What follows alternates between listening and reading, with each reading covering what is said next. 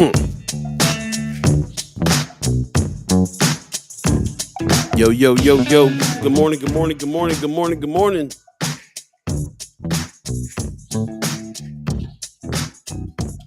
What's happening? What's happening?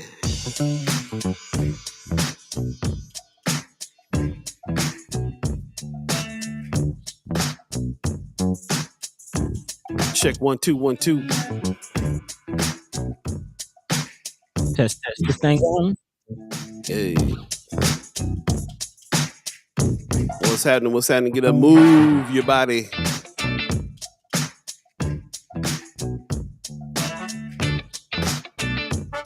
There it is. Pops in the house. First off, good Monday morning. Paul B, Buddi3 Da Gawd, First Sky Squad, and fam. Mad love from Las Vegas. Man, the earliest bird getting the worm. That's what's up. Good morning, good morning, good morning. Just trying to get this thing set up on a Monday. Man, come funk with us, y'all. Say again. I said, come funk with us. Come funk with us. I like that. What's up, y'all? Good morning, good morning. Monday, September 12th, 2022. 22. Earliest bird gets the worm. I like that. Yeah, Pops used to call me Bird when I was a kid. That was my nickname when I was little. I ate like a bird when I was a kid. Not no more. You eat like a grown man now. Man, ate good yesterday. You can good old Omaha eating. Man. Good morning, good morning, good morning. Amy Huffler says, good morning, family. Good morning to you, Amy. Good morning, good morning. Wanda Lewis says, good morning. Appreciate that. Brother Melvin Mohammed in the house. Assalamu alaikum, family. Peace. Alaikum salam. Peace, brother. Valentine says, morning, fam. Mark Manor gives us a good morning. Von Chapman says, good morning with some sunshine. That's what's up. Got the usual suspects in the house. That's what's up. How y'all feeling? I'm just trying to wake up, get the groove on here. Take the weekend off. Man.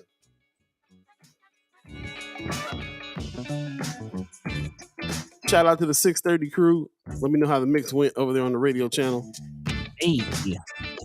Carolyn Jack gives us a good morning, beautiful people. Good morning to you, beautiful lady with the purple heart there. I like that. The purple underground fam right there. Man, I was at the store the other day. I saw the People magazine has a new Purple Prince tribute edition. I was actually just gonna grab it for you, but yeah, man. I appreciate that. Appreciate you. I definitely have collected a few, and I know that you guys know a very close friend of mine passed away last year, who was a heavy Prince fan. My friend Brett. We grew up together. Brett's wife just sent me all her collection. I got like 40 magazines that she's on top of the 40 I own. So yeah, we definitely will get the newest and the latest. Okay. Yeah, People magazine. People magazine. Continue the tradition. That's what's up. Amy Huffler says, my house is recovering from COVID. It finally got us. Trying to tell you. Get well I'm soon. sorry to hear. Yeah, please do. Take care of yourself. Hearing that a lot. There's a lot of people that's getting COVID right now. It's almost like we're in a pandemic. Speaking of that, how you feeling, man? I'm feeling fine. I'm still waiting on those doggone test results. I'm not used to waiting half a week. Yeah. Quite ridiculous. Beth Davis Wilson says, good morning. Good morning to you as well. How are things doing down in the Deuce over there? What's going on with you? Hey, it's quite nice. Is it? That's right. You don't know that. You in the Deuce too. As you can see, Buddy is live from the Culxr House once again. That's what's up. Yeah, coming at you live from the Deuce, man. There you go. Shout out to Marcy Yates and all the squad back there. I heard Augie Kid back there too, right? Yeah. Augie Kid, Marcy Yates, the squad is here chilling back, man. Squad. That's what's up. Good morning, Josh Tate says, good morning, all. Appreciate you, man. Tuning in. I'm live from the void, still waiting on COVID results. Buddy is live from the Culxr House. So nice, had to do it twice. That's right. Shout out to the Culxr House for letting us come on through, man. But yeah, just trying to wake up, man. It's a Monday. It feels like a Monday a little bit. I don't know. Mark says, saw both of them live this weekend. Okay, Mark Manor, you were at the Page Turners? Man, shout out, man. I'm mad I missed that. I wanted to make that badly. I heard I missed quite a doozy of a show. My man Marcy said the crowd was wall to wall. They was actually turning people away from the joint, man. Really? Couldn't even get in. Wow. Okay. I like that little Page Turner's joint, man. It's a cool little spot. I never been. But man, Yeah. I'm mad I missed the show. Had to do like a wedding rehearsal out in the boonies. By the time I made it back this side, yeah, I was tired, boss. I was tired. That's what's up. Shout out to Marcy Yates, Aggie Kid, live at the Page Turners. Page Turners is the first place I met Christine Fink, Mark. Okay. It was the they had a band called High Up, and that was kind of where we all got to be friends. Was the night at Page Turners. Page Turners has some legendary nights going on these days. Man, yeah, man, I missed it, man. Actually, I heard it went off all weekend. Marcy was saying, like, you said Mary and some other heads was out there performing. Man, Mean Street, Connie Franco, yeah, man. What? All the heads, man. We missed it all weekend, man. Friday, Saturday, Sunday, it went down, man. So shout out to everybody that showed up, showed out, supported local talent, local artists, doing their thing, man. That's what's up, man. Brooke Allen gives us a good morning. She says, "Good morning." Zane says, "Hi. What's up? What's going on, Zane? Good morning to you. Up early this morning, huh? Y'all usually come in late. So I appreciate y'all getting up this morning. That's what's up." Yeah. 10th year anniversary of the bar. There you go. That's the occasion. 10-year anniversary. Man. 10-year anniversary. Josh Tate said Hyatt was the bomb. Yeah, man. I used to love that band. But Hyatt was real fun. That was a small little Page Turners, a small little place, man. But it's one of them places that got a nice vibe, you know. Mm-hmm. I actually like having done, festivals, having done like House World Series, larger crowds. I prefer the smaller, intimate settings. You know what I mean? It's a good time. You feel the energy. It's more interactive. It's a good time. Speaking of energy, we're trying to garner some right now. It is a Monday morning, very early in the morning. We appreciate everybody that has gotten up early in the morning. I'm gonna get my mouth working here in a minute. You got your coffee? Got your coffee? More sips of coffee, and yeah, we'll make it happen. But I appreciate it. Oh, Beth Davis Wilson says it used to be a bookstore. Giving us some history on it. Okay, Page Turners used to be a bookstore. That's nice. I wonder where the name came from. That's what's up. Man, that actually reminds me, before I get out of here, I gotta hit the Afro-American bookstore. Please do. Go over there, say hi, Miss. So yeah, the vibe that explains a lot to me that place used to be a bookstore. The spirit of it has stayed in the room, I should say. Okay. And yeah, I can feel that. Nice little spot. Thanks for that. I appreciate that piece of information. That's why I love this show, man. We say something and somebody got some knowledge here they can share with us on a thing. That's what this is all about. Yeah, man. That's exactly what it's all about. It's also all about discussing what's going on in the community, in the world. And yes, we don't normally talk about sports on this show, but we are going to have to talk about Nebraska football. Man, you kind of surprised me about that one, Paul. But how you gonna get fired on your day off? Wait, and how you gonna get paid after you get fired? Oh man, yeah, we're gonna talk about that. Man. Yeah. Yeah. And we're gonna talk about more so the fact because the black community has chimed up in a big way. First black coach ever is the interim right now, so that is a huge deal to some, and it's being passed over. The information is being passed over by others, so I can't wait to get in there and talk about. But people said stick with volleyball. I heard that. Yeah, I did hear Nebraska, Creighton, and I want to say UNO volleyball is going off. So yeah apparently Omaha's a volleyball city. Yeah, we're more than a football city right now. Yeah. Ooh, That was a good one. It's cold blooded. 7-7 coming up on 7:10 right now. Thanks for joining us. We will be jumping into some stories here pretty soon and lots to talk about. I'm sure that a lot of people want to talk about some of the subjects that we got going on today. So if you're on Facebook, do us a favor, share the show. As you can see, I'm live from the Void. Buddy is live from the Culxr House Squad. in Omaha, Nebraska, 24th Street in the Deuce. Going down. Definitely stop by African American Bookstore when you get a chance, man. That's a necessity.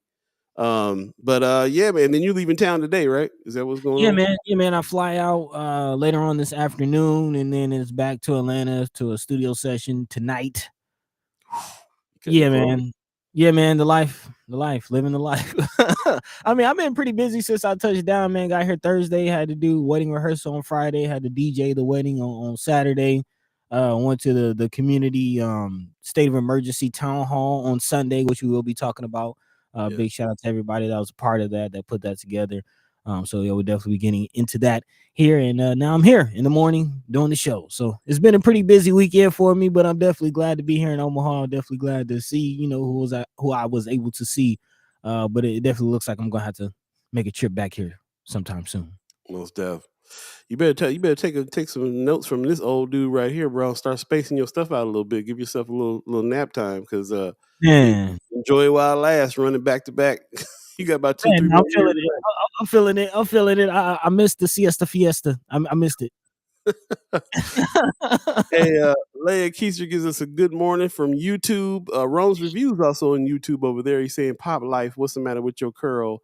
Pop life, was it a boy when you wanted a girl?" Or Pop lyrics. life. Love it. I love it. Shout out to you guys over there on YouTube. If you're on the YouTube channel, I think you can kind of like share stuff over there. I don't know what goes on YouTube Yeah, really. you can share the You can link. share. Yeah, share the link. Share the link. Let people, more people get on YouTube and follow us over there, trying to build the following. So that's what's up. Pop says, have a good and safe trip home, buddy. Yeah, man. Thank you kindly. Yep. Doggone COVID made it so we couldn't even hang out this time around. Yeah, But man, Matt, I didn't get to see you, bro. Matt, I didn't get to see you. yeah, but we still do our thing regardless. For sure. Here So, we are doing the thing. So yeah, we won't be having our usual suspects today. As you know, I've been pretty busy, so I did not get to get a hold of the usual suspects as far as our news partners from the Reader and Noise and Flatwater Free Press and all that.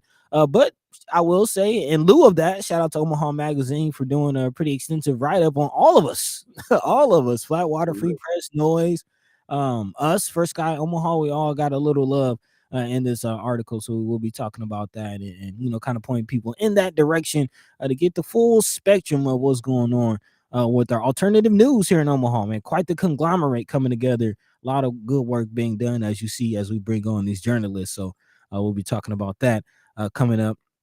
Also, as Paul mentioned, we definitely got to get into this Nebraska football news. A lot of angles to look at this story. Again, as he mentioned, the first black coach, but also some money tied up in this. And of course, that's the theme for the season: follow the money. So we're going to be looking at the economics behind that situation. Also, speaking of money and economics, reminding people that the application window for the turnback tax is open. So again, if you are looking at the turnback tax grant, I believe again there was a pool of $78,000 available for those in North Omaha who fit the criteria.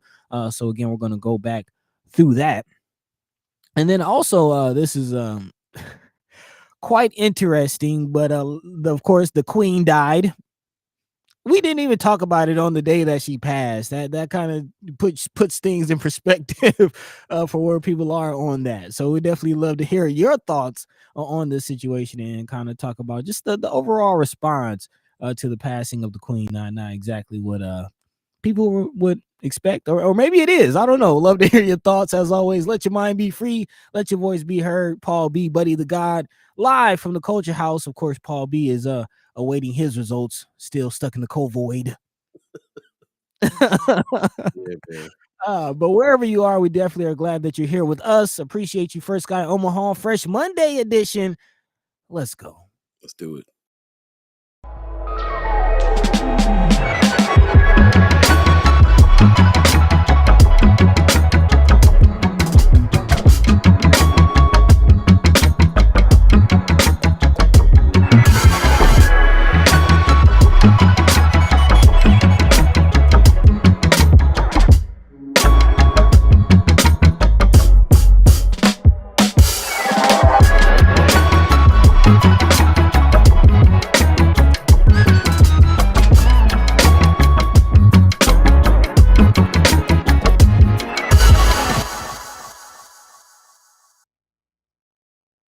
What up? What up? Good morning. Good morning. Good morning. Good morning. You're listening to First Sky Omaha Radio. First Sky Omaha in the morning. In the morning. All Beee, Buddi3 Da Gawd, all of you, the chat chimers. Thank you so much for joining us this morning so early on this. What is it? A Monday, the 12th of September already. So moving on through. It's a little chilly out here in Omaha, Nebraska this morning for the first time. We're in the 50s. A little bit. So you know what's coming. You know what's coming. It's going down. So yeah, just thank you for everybody that's joining us. If you're on Facebook, do us a favor and share the show. I see Weberize has done that already. Shout out to Star Trek Rich and the Weberize crew. Really appreciate you guys still supporting. And yeah, we definitely have some things coming up that we're trying to get together with this roundtable over there at Weberize. So stay tuned for that. Stay tuned for a lot of stuff coming up here. We're even starting to plan season 5 out, if you can believe that. Man. That's insane that we're coming up on that. So that's what's up. Shout out to everybody that stuck with us through it. Got new changes coming, new things happening for season 5. And yeah, man, it's gonna be good. So in 1, 2, 3, 4. Come on, man. Come on. Yes, it's going down, yo. Yes, sir. Yeah, man. So again, we can't do this without you. So if you're on Facebook, then share the show. If you're on YouTube, do us a favor, like and subscribe. Share the link. Let everybody come on in. It's happening. Beth Davis Wilson, you're on the track that we on. If good old Trev had waited until October, they would have saved a few $1 million. Yeah, we definitely gonna talk about following the Scott Frost money. Yeah, and everything else is going on. Well, Black Diamond in the house. What's up, man? He said the Queen was 237 years old. Yeah, respectfully, okay. But she was up there. She was up there. She lived a full life. Full life. We'll talk about that a little later on in the show as well. But yeah, if you have anything that's on your hearts and minds, please put it in the chat. And become a person who is a friend of First Sky Omaha. The Friend of First Sky Omaha group on Facebook is where we share a lot of this information when we're not live on air. And a lot of the haps and everything that's going on too is over there. So definitely talk about that. As you can see, Buddy is live from the Culxr House. Maybe we can talk to Marcy a little bit later on. Even talk to Augie Kid maybe a little bit later on. See what's going on with these cats.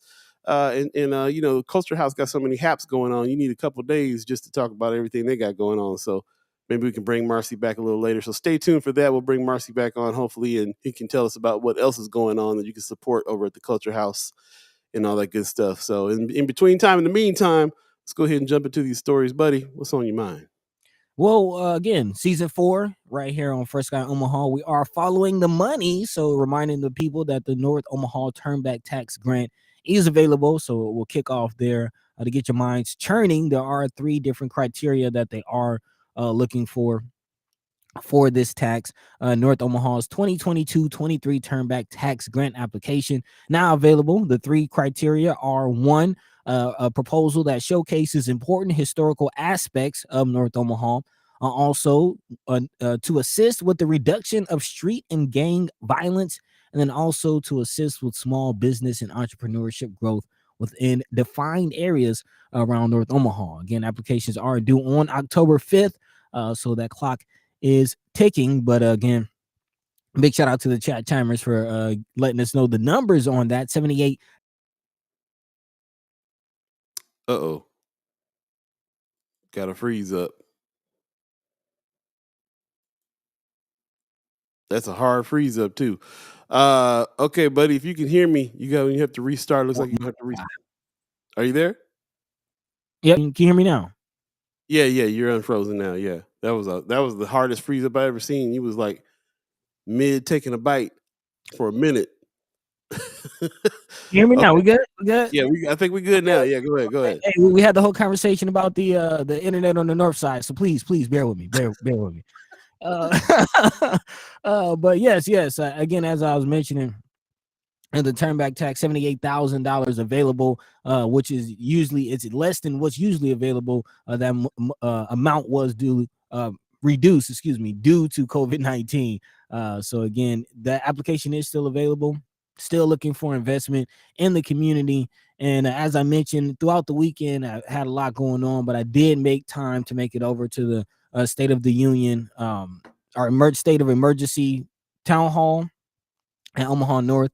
Shout out to I don't want to get it. North Omaha Community Partnership. Again, Tamika Meese, which we actually had her on the show before to talk about some of the work that she's doing. But very, very interesting town hall. Some good things coming out of that. But one of the biggest takeaways for me actually came from Sheriff Hudson, who, Okay. yeah. If you remember, we had the whole conversation about what the Douglas County Board is kind of having a rift inside the Douglas County Commission as far as what to do with the $55 million that they have, and they earmarked it for mental health, but haven't quite decided, are they going to put that in on a new facility or not? Right. And actually, Sheriff Wayne Hudson made a call to everybody in attendance at this state of emergency town hall, asking them to put pressure on the commission to call, specifically to call Commissioner. I'm drawing a blank on his name. He's head of the health department, or the health part of the Douglas County Commission. I'm gonna get his name before the end of this show, but call your county commissioners, and this is what Sheriff Wayne Hudson is asking them to not spend money on a facility. He's saying that Oh, there's actually a facility that they can use, and rather than just wasting the $55 million to build a new building, he's suggesting that they use their money to activate the facility that's already. Chris Rogers, thank you. To use that money to activate the facility that's already available, and to then use the rest of the money for actual programming and other things in North Omaha, which was interesting because when we had the conversation, that option or thought didn't even cross my mind. It was kind of either, mm, it was just, what was the rift, for the Douglas County Commission. Again, there's three different pots of millions of dollars, so there's a lot of money out there, and as Senator Wayne said, a lot of times when those is not, this isn't the first time ever that these kind of bags have come through Omaha. It's just the first time that it was actually earmarked and there's actual intention for it to go to North Omaha. And right. what Sheriff Hudson is saying is, make sure that not only does the state and the money that the senators have, but also the county, make sure some of that county money goes to North Omaha, make sure some of the city money goes to North Omaha. And I do think that we should get our minds turning about mental health. That Yeah. was kind of the buzzword from the town hall, is invest in mental health. And just, yeah, I don't have the answers on what that looks like or how that will go, but that's where I want to start the conversation. Right. So when we were talking about this, I know you reported that there was kind of like the all the heads there. So there was, Mhm. Leo Lewis. There's a lot of people that have been heavy in the streets with the activism. Front lines. Uh, right, front lines really, and they did, and everybody was talking and kind of let them know what their program was doing, but there wasn't really any kind of like plan of action that took place there. It was kind of everybody talking about what action they've already been taking right now Yeah, on that. yeah, and that was kind of the downside for me. And it's not like they weren't intending to do that. It was on the agenda. They had a whole plan, but time got away from them. Mm, By the time they got to the point to actually start, putting together some action plans and to put together some ideas, ran out of time. So yeah. everybody had to adjourn, and by then people were already leaving. So yeah, I did kind of walk away feeling like, I wouldn't say it was necessarily a waste of time, but I feel like there's more that could have been done. And it really is because this, just so I can understand, like this was like a state of emergency kind of meeting. Let's have a meeting because we got a lot of killings and shootings going on with our youth right now in the area, and we need to figure something out. So Um, did you get a sense of at least get a sense of what these organizations have been doing, that you felt like will cause some change here soon? It's obvious that there's probably needs another meeting. Another meeting needs to happen in order to really kind of throw some action plans out there. But the stuff that they've been doing so far, do you feel like it's effective? Has it been effective? Did they report that it was effective? What they've been working on? Yeah, I definitely got the sense that, the organizations that did represent themselves, did speak up, are doing good work. They even had which was, well, I'm going to work on getting them on the show, but they had a response team from UNMC. This is definitely one of the things that I was interested in, as far as UNMC has a program where if you get shot, if you get stabbed, if you get, just you're a victim of some kind of violent assault or something. they have a team that meets you at your bedside, and they kind of go through, are you going back to the environment where you were assaulted? Do you need to move? Do you need to relocate? Mm. They like it's a actual, yeah, it's a very, very interesting program. So they were there. They were there to just Do they every show up before or after the cops come and question you? uh, I don't know. So I had but the police was there as well. Shout out to Deputy Chief Thomas. She was there. Also, Sheriff Wayne Hudson was there. The BAA was there. Um, Leo Lewis, of course. Also, Brother Sherman Wells was there, talking about what he's doing down at the Bryant Center. Um, Chrome Lewis was there talking about being on the front lines, going to these funerals where these gang members are kind of at the height of their emotion, wanting to retaliate, wanting to do things, and actually preventing more violence at that level. So yeah, they're definitely doing good work, but it takes more. That was kind of the conversation. Shout out to Brianna Full, she was in attendance as well, and we kind of had a conversation to the side. And teamwork makes the dream work, and it's very cliche, but it's true. It takes more than just these organizations that's on the front lines doing the work. And it's kind of interesting because after organization after organization, they all said, I'm not on Facebook, I'm not on Twitter, I'm not on social media, I'm out here on the front lines doing the work. And that mentality is needed. But we also need people like us. We also need people like Bill King. We also need people like the Reader, who's shining a light, who is on social media, who is, kind of pushing what these people on the front lines are doing, so that they get more attention, so they get more support, so they get more money. That's the the ultimate thing, so they can keep doing the work. And then on top of that, you need politicians like Brianna Full. Hopefully she wins her seat. Senator Terrell McKinney, put some respect on his name. He was there. We also Congresswoman Johnson, she was there as well.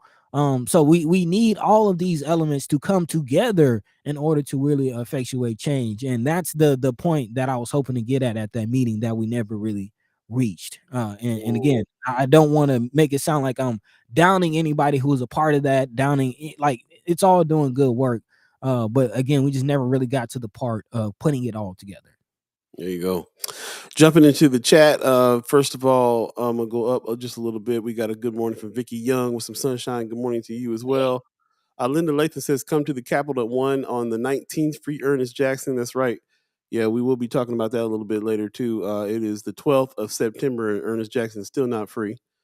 Also, state of the emergency conversation ended by a time limit. Yeah, man. Yeah, I feel your sentiment there, Brother Valentine, for sure. Von Chapman asked a very important question. Are there any numbers that support the progress of these organizations? Do we need some qualitative, quantitative data that's showing where things have changed from that? We can do the good work. I mean, it's kind of I would imagine it's kind of hard to qualify how it is that you're helping. You just gave an example of Brother Chrome who's at the funerals, and when the height of the emotion is happening, he's stopping violence there on a real visceral level right there in the moment. But how do you Um, quantify? but how you qualify it exactly? But it would be a good thing to approach things that way, where you can qualify, quantify, and everything else, and kind of be able to give some data, show some results with what it is you're doing. So just a thing to keeping. We as a people, especially, really don't always do good with the record keeping in the reporting when it Mm-hmm. comes to what it is we're doing, and it's usually because we're too busy doing what it is we're doing. Doing the work. And that's the point. I mean, because that's a very, very valid question, because that's the qualitative and quantitative data is what leads to the money. That's what leads to these efforts being, supported by philanthropists and by those who want to support it and make sure that they're not just throwing their money, to any old thing, which is a reasonable thing. But at the same time, as I mentioned, like, these people aren't worried about being on social media. They aren't. So if they're not going to tweet about what they're doing, most likely they're not going to take the time to figure out a system to quantify and write down numbers. Like, they actually don't want to turn these kids into more numbers. You know what I'm saying? True They actually that, want to right? do the opposite. But at the same time, you need those numbers. You need those things to keep doing the work. So it is kind of a catch-22, which again is why I said we need everybody on deck. to make it happen. With that, Black Dynamite says that speaks to what Senator Justin Wayne was saying last week. Everybody is working, but they have to start working they have to start to collaborate. Very, very well said. I mean, that's what this thing is about. For those of you that have been around with us for a long time, you know that's one of our mottos. That's one of the first Sky Omaha sentiments. There is that we are not in competition with anybody. We are always in collaboration, and we have to get to the point where everybody can work together, know what their lane is, know where their space is at, and work as a team for sure. But not with Scott Frost coaching us with that. So. So, Cameron Snipes gives us a good morning. Appreciate y'all. Good morning, y'all. She says, I have a nonprofit management certification class tomorrow and Wednesday down in Lincoln. We'll let you know tomorrow if I'll be available Wednesday. Okay, cool. I appreciate you letting us know in advance. Yep. Can't wait to hear about that too. This nonprofit management certification class. That's interesting. I didn't know those were being offered. Like to hear that. Brother Muhammad says, follow the money, which is Man, the name of this season, and really that's what it comes down to. Where is that money going? How is that money? If there is money being given to some of these organizations to try to help stop some violence in the streets and so on, then there absolutely needs to be some records of, man, of progress. And as a matter of fact, organizations that give you money for that require you to have qualitative and quantitative data back given back to them so they can say, well, this is the reason, this is what we did with that money. hmm These were the results. If the results were great, then give us more. So if there's not really any record keeping and stuff going on there, and I'm not saying there's not, I don't know. I'm just saying that that we've looked around a little bit and try. I mean, first of all, how can you qualify a lot of this stuff? But we've right. looked around and haven't really found any data on how violence has been slowed down in North Omaha. You can go get stuff with the police department. They always got some numbers when they're standing up there talking. But there's a whole lot of we helped this and we helped that, and so now things are better talk, Yeah, which to me disqualifies the data sometimes, because like you can tweak data to look a certain way. man. I want to see if there's less mess going on in the streets, bro. It seems like there's more. So Yeah, they say numbers don't lie, but you can skew them. You can change the perspective of how you're looking at these numbers.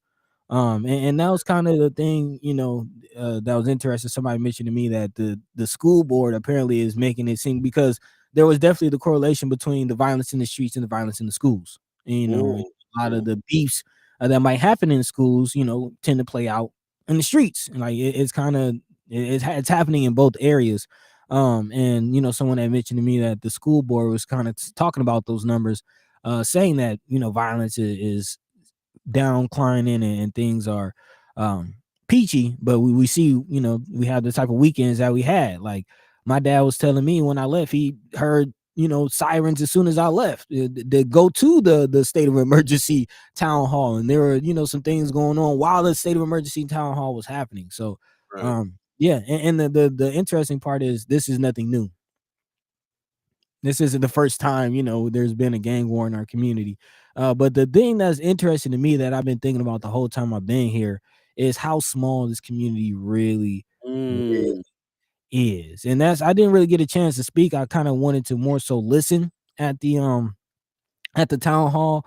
But the fact that, these shootings, these are cousins killing cousins, brothers killing brothers, friends killing friends. Like this community is not that big.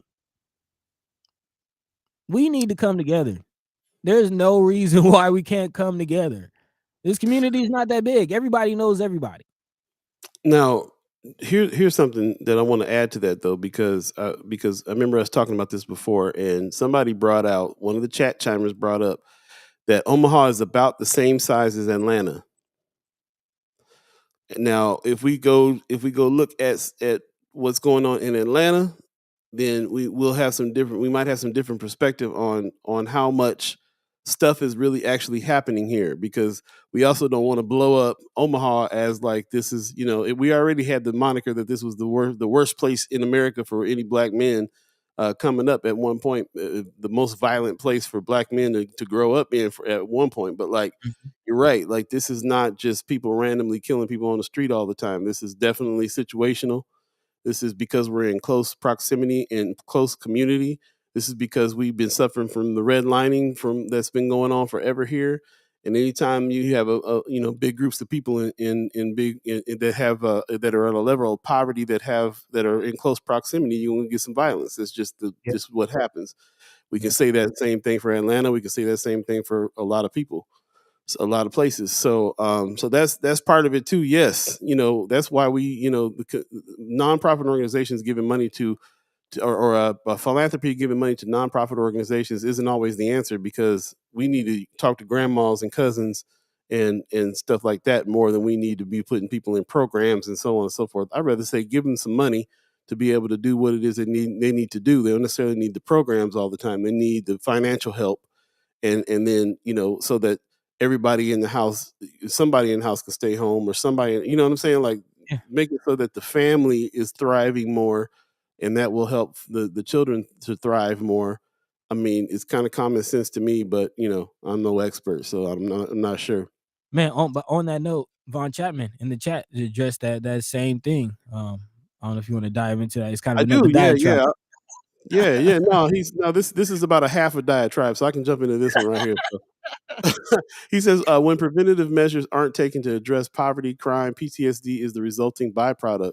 Yeah. Misplaced priorities by the philanthropists have only exacerbated the issue amongst so many in the targeted community, which is ironic.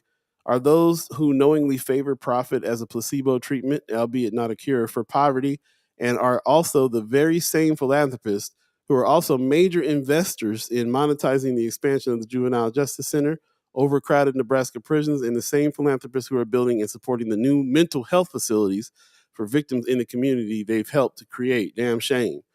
Man, Very true. They're very true. A lot of millions of dollars go to these facilities and things, and and that's also the same individuals and organizations that give dollars to try to quote unquote help with what's going on in our neighborhoods. So like, it doesn't seem like that it seemed like there's a conflict of interest there in a lot of ways too. So if you're paying into a system to keep a certain demographic and a certain amount of people in a certain space, above, right at the line and below poverty, then try to put a band-aid on what happens when you're in a situation where you're in poverty. How does that work? It doesn't make any sense to me as well. Brother Valentine also says, start with the city of Omaha budget and look at the money allocated to the areas a couple of years ago that have not been used. hmm. Sitting on some dollars. A couple of them are geared towards these issues. Who's sitting on dollars? Do they need ideas? Because First Sky Friends and First Sky Omaha be on here chatting ideas every day. What do y'all need to spend that money? What you sitting on? It's a good point. Think back to that $10 million that Douglas County was sitting on. They had some COVID money. They had about 10 million left over, and somehow figured out how to finagle that into the new juvenile justice system or center. Yeah, you For mean to real. tell me they couldn't think of other things to spend that on? For real. And going to brother Melvin Muhammad's comment, he says violence begins in the mind of the people. The society is a culture of violence. Violence is not just physical. Gang violence is a mindset, which actually reminds me of something that Mama God and I were talking about. And just as you go through life and you experience things, one thing that I've come to learn is you have two people. You have people who are born and raised on survival. You have people who are born and raised on love. And it's hard to be raised on love when you have to worry about surviving. Man. It's very hard to be raised on love. And a lot of us are raised on survival. And what that becomes is survival of the fittest. That becomes dog eats dog. That becomes it's either me or you. There you go. And most times it's going to be you. Right. I mean, like that's how we got here. When you think about the hundreds of years of slavery, the hundreds of years of, at some point in time, we had to fight, and it had to be, if it wasn't gonna be me. It's gonna be me and you, and mostly me, bro. You know what I'm Right. saying? Like So going that back to what brother Melvin Muhammad was saying, as far and that was kind of the other sentiment that was kind of the consistent message that was given out during the state of emergency town hall was the fact that these kids just need love, and that was the you can't quantify and like you can't. How do you measure love? But that's what they need. That's really what we need in this community. And it's very difficult, but we talk about the money. At the end of the day, it's hard to raise a family on love when you're worried about how you're going to eat. So again, following the money, just poverty. How do we address poverty? And if you're not, we kind of got to the bottom of it here in our conversations on the show, and I'm just reiterating from this town hall that's really what it comes down to. And shout out to Paul Fallman, he's in the chat as well. We had a conversation after the town hall, and he was kind of breaking some things down to me as far as the impact of women getting money to pregnant mothers before their child is born. I think we talked about this on the show in previous episodes. There are a few other states that are trying this method out. I believe North Carolina is a state that's trying it as far as giving pregnant mothers $300 every month. And again, $300 isn't much, but it can make a difference. It can make a world of difference. And there's actually, again, talking about quantitative and qualitative data, there's actually studies that is saying that this money is impacting the improvement of the fetal health, mental health of these children. So again, shout out to Paul Fallman. He's actually dropped an article in the chat about the impact that just poverty have and what we're talking about as far as being raised on love versus being raised on survival. And shout out to Leia Case for writing that article over in the Reader. Is this your brain? Yeah. This is your brain on poverty. If you haven't read this article, definitely hit that and take a look at that article. It's very, very deep. A lot of chat chimers put that in Friends of First Sky Omaha to read. I suggest you do it because there's a lot of stuff that we pull from there. Wanda Lewis is kind of saying what you're saying and wrapping that up. She says if there's money available, it should be used towards preventative instead of on the back end. Hello. Yeah. I mean, that's to me, that's really what it's all about. Kimmer Snipes says, and that's it. I had a program at the Washington branch. I had 20 to 25 kids a week till COVID. Since then, 3 of my kids have been arrested for murder. They weren't getting in trouble when we had our programs. So it takes a village, and all I did was love them. That's what she said. Like that's it. That's it. So how do you qualify that? How do you measure that, Sister Snipe? Yeah, she says she loved them. She listened and practiced conflict resolution. So we need. Yep, totally. We're gonna go to a break here pretty soon. Here before we do, Von Chapman says, "How is the county commissioner allowed to hoard monies destined for the community and then ask for more money from the turnback tax money?" We will be talking about that turnback tax situation. As a matter of fact, I'm going to reach out to Cheryl Weston, who had attended the meeting. They had a meeting about the turnback tax recently, and I'd love to hear from her on what happened at that meeting. And I was suggested in the chat for me to, or one of the chat chimers suggested to reach out to her. So I'm going to do that and see if we can get her on Wednesday, perhaps, and talk a little bit about that. But yeah, there's a lot. That turnback tax is definitely connected to what it is that all this is. It's one of those follow the money things. Definitely connected to what's going on in our neighborhoods right now. Brother Valentine says Omaha is built in a way where the street smart have to work with the book smart to ensure any measure of success. I think not just Omaha, there's every place I've ever lived that was kind of what it had to come down to. This is very hard because neither have a moment in Omaha history that reflects when the money was handled responsibly to benefit the community. Whew. That's heavy. Mama God says, but the concept is drug game overcome poverty, but unfortunately it does not promote love, actually breeds more hate and lack of self-love. And I got to say, coming from California, having lived in LA, I don't think it's really a whole bunch of the drug game situations going out here with the violence. It's more what Buddy was talking about, cousins, and you was with my ex mama, baby mama. You know what I'm saying? Like there's a lot of personal situations that are happening here that are not hundreds of thousands of dollars in drugs being passed around on the street and on these corners out here. It's not what it's about. It's about all these personal relationships.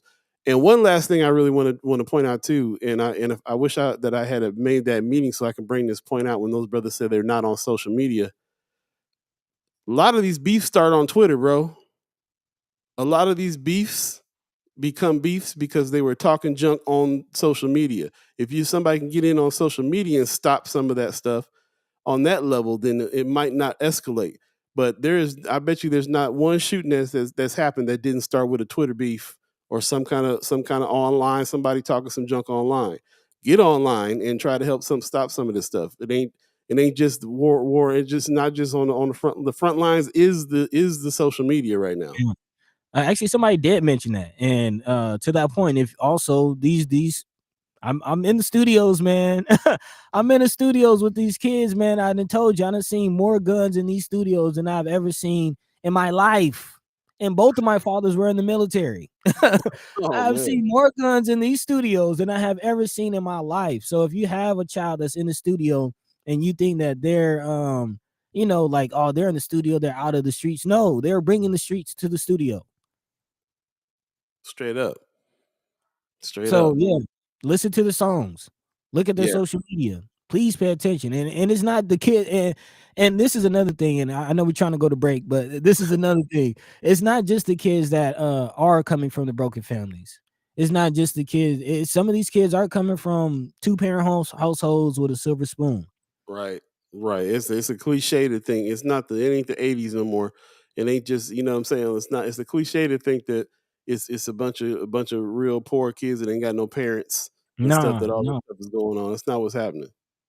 It is cool to do what it's viewed as cool to do what some of these kids are doing, which is also a part of our challenge. Mama God said my neighbor was gunned down in her doorway due to a comment on social media. Yeah. Frontline. I was in college when that happened. Remember that conversation? Remember that phone call? And actually, somebody from our household that was like at our house knew somebody that was there and was just there at the house across the street. So yeah, it was yeah. It can touch home. Big time. Let's take a quick break. You're listening to First. Wait a minute. We ain't happening yet. Hold on. What's going on here? Okay, there we go. First Sky Omaha Radio. First Sky Omaha in the morning. Paul Beee, Buddi3 Da Gawd, Star Trek Rich, and the Weatherized crew are in the background doing their thing for us. We appreciate that. Also, Augie Kid is in the background over there at the Culxr House. Here's an Augie Kid classic coming up right now. Stay tuned. We'll be right back. Ballad of the Bullet. First Sky. Hey, there you go. Augie Kid in the house, y'all. We'll be right back. First Sky Omaha in the morning. Check it out.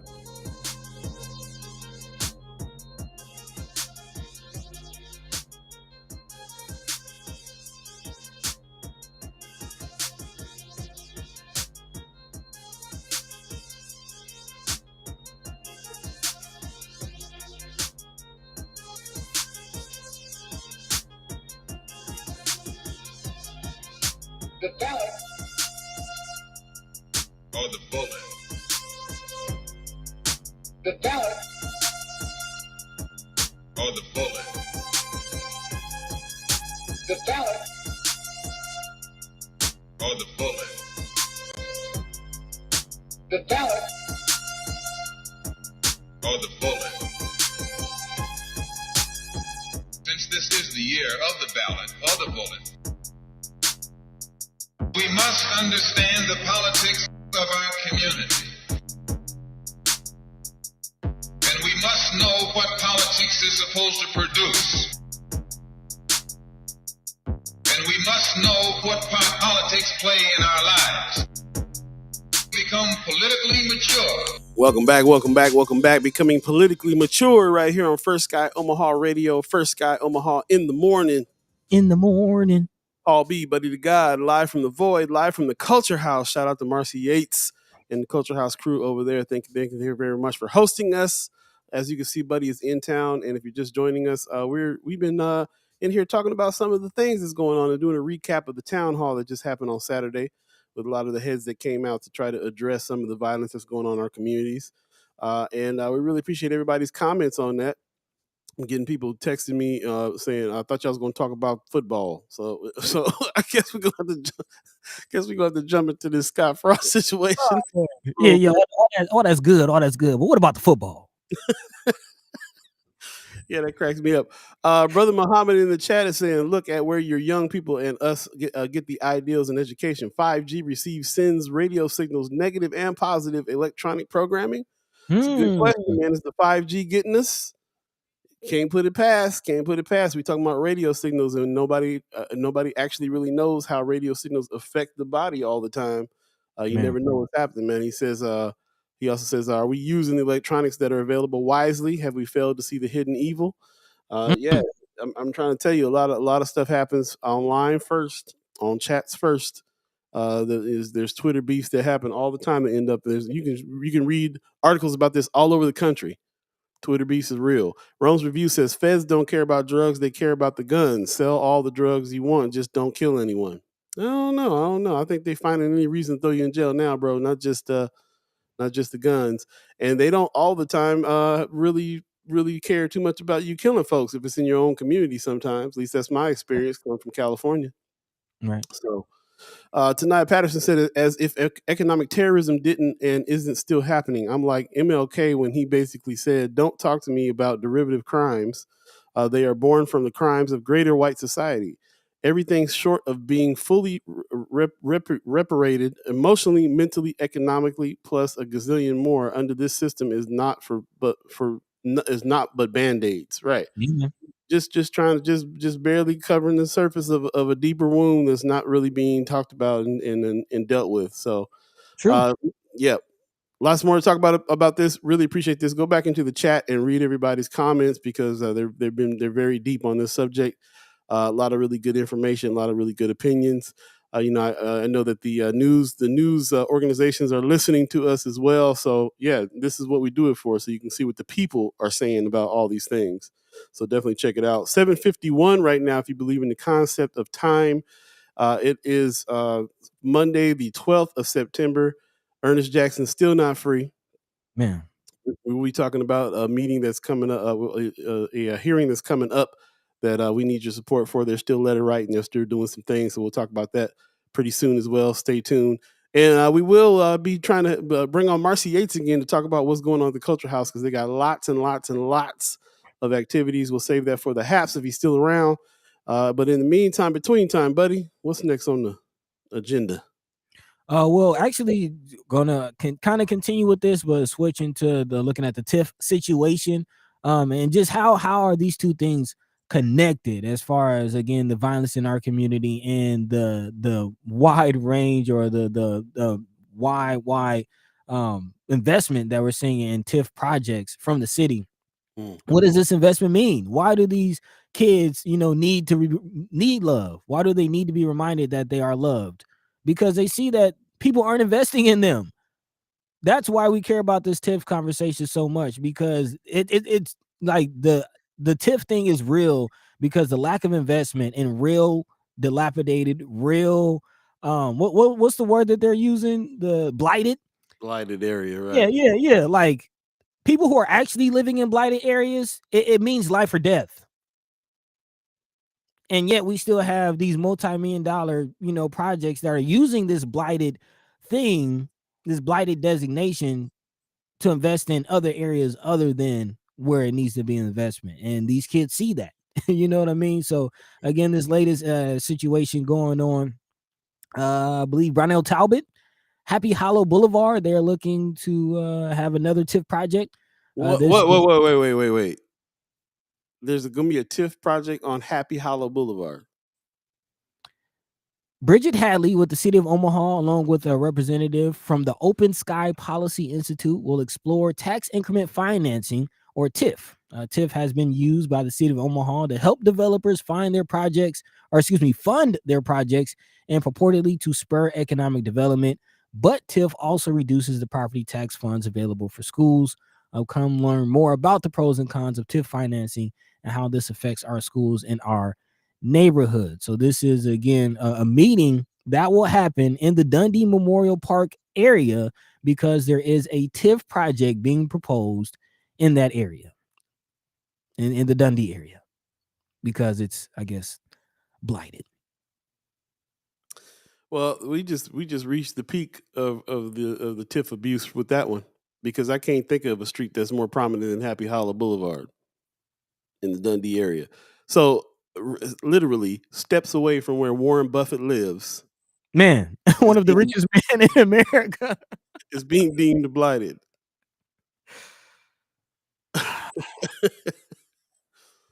And again, this is it's laughable, but this is real life. Like the continued lack of investment in North Omaha and the continued investment in other areas means life or death.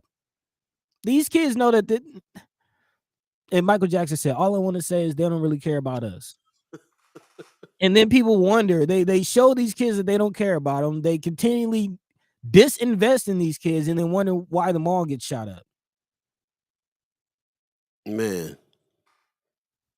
Woo, I'm almost speechless on that one. I know I'm on the show where I'm supposed to be talking, but dang. Yeah. And actually, if you're interested in joining this meeting, it's going down today. The meeting is today from 7 to 8 p.m. At Brownell Talbot School. That's 400 North Happy Hollow Boulevard.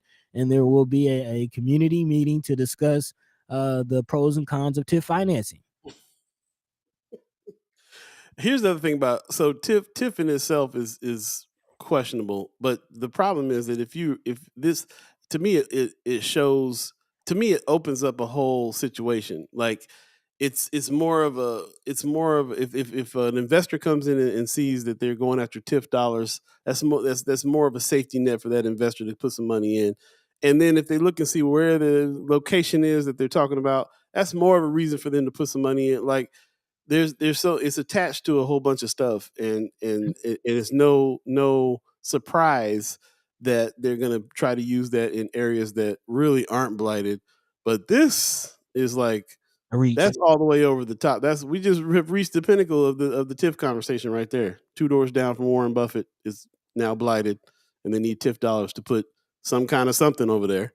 Man, on the what did Black Dynamite just say on that? On where did he just say it? He said, that's part of the old money neighborhood. Why do they need help with anything? I'm talking about, bro, when you talk about old money, you talking about, you drive through Happy Hollow. For those of you that aren't around much in Omaha and don't really know, you driving around Happy Hollow, you looking at long anyway. money. I'll put it like this. I'll give you an anecdote. Back in the day, I heard that they were giving out $100 bills to trick-or-treaters in Happy Hollow. And whole Snickers bars, not just the little not the bite-sized joints. No, you getting the share packs with the 2 bars in it.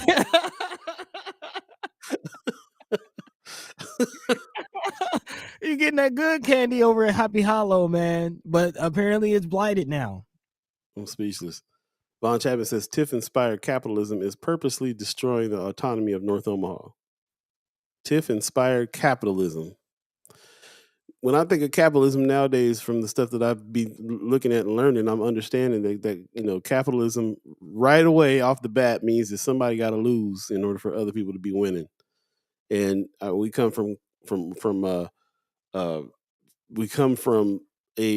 class we come from a class, really it's a class more than anything else. We come from a class that always has to be losing. Man.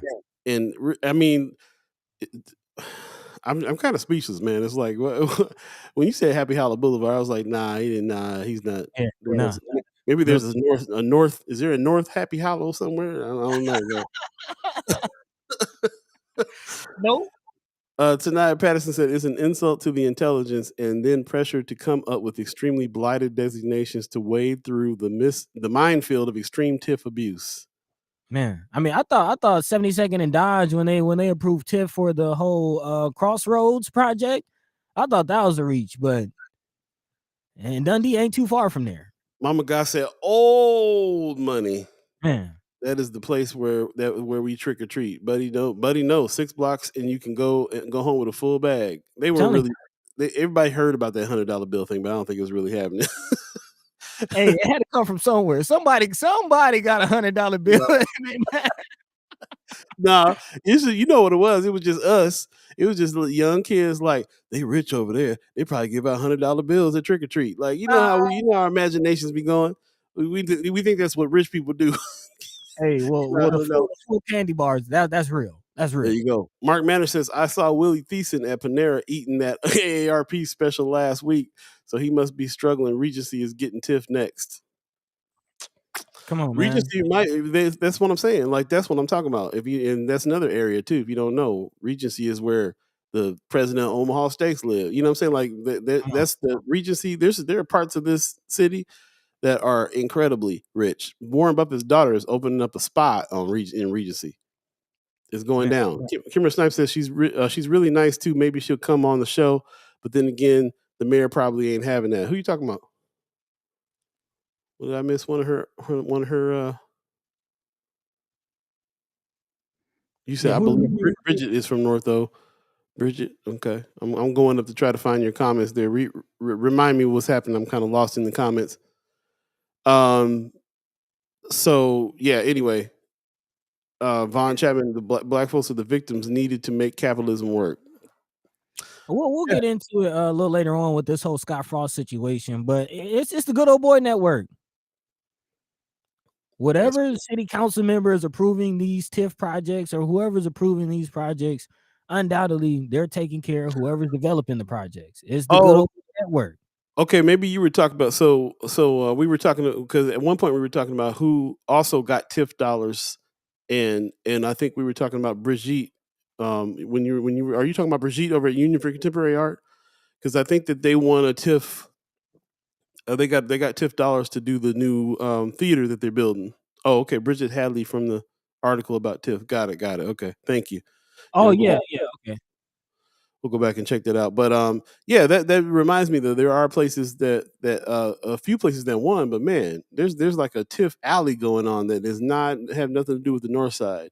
We can name one or two spots that did get TIF dollars, but man, for the most part, that's just not what's up. No, it's not like a TIF alley. That's what they're calling it. It is TIF alley. The whole center, like from downtown up to 72nd, that's all going to be redeveloped through TIF. That whole center corridor. 8:02 right now. If you believe in the concept of time, you're now in the second hour of First Sky Omaha in the morning. Paul B, Buddi3 Da Gawd, all of you chat chimers, you guys are fired up this morning on a Monday. I see what's happening, and I don't blame you. We've been talking about some really good topics. We got a lot of good comments for these topics, a lot of good perspectives. We really appreciate that. And this is something that we'll definitely continue to talk about. As you know, it's been an item all year long to talk about TIF money, what it is, where it goes. We've partnered with the Reader on articles when it comes to explaining that stuff. I think the brother from the Chris Baby Boy Bowling made an interactive map about where all the TIF projects are. So we've been trying to keep track of these things, and now we have reached the pinnacle of the TIF conversation because now Happy Hollow Boulevard. Some part of Happy Hollow Boulevard has been deemed blighted enough that they need to have an official meeting on asking for TIF dollars to build something over there. So, can't wait to see what comes out of that. That is interesting. I'm just again, if you're interested, the meeting goes down tonight at Brownell Talbot, 7 to 8 p.m.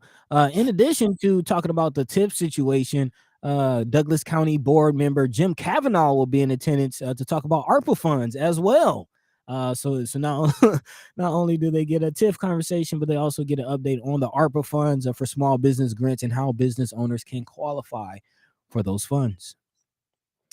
Von Chapman says TIF discriminates. Black Dynamite says they wanted to use TIF to knock down 4 historic houses in Blackstone to build some old whitewashed apartment buildings that nobody will really be able to afford.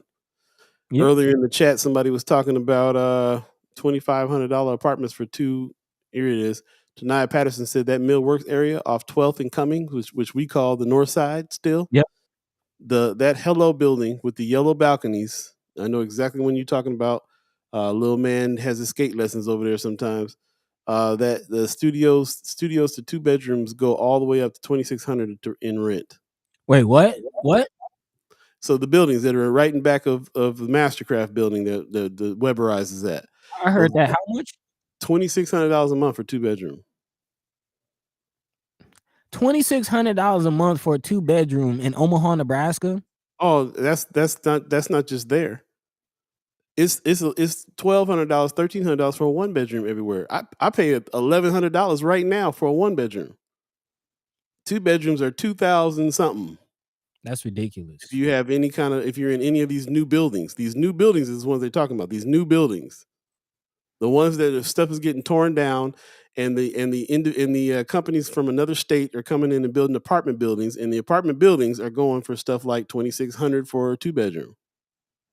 That's more than I'm paying for a 6-bed. That's what I'm saying. That's what I'm saying. And look, I had to grab this because there was no houses available. There was nothing available when I was looking and desperately looking for a space. I had to finagle some numbers to be like, yeah, I make this much, and come on in here, like on the real. Like you had to hustle to get a spot, and it'll be, it makes me go, well, if it's gonna be like this, I'm gonna move on back to California then, because I can find a 1-bedroom for $2,600 there. If I got to pay $2,600, might as well be near the beach. Right, bro. I was getting ready to say, 2-bedroom house I rented in Hawaii was $2,500. I might as well go right near the beach if I'm gonna do all that, man. And then go ahead.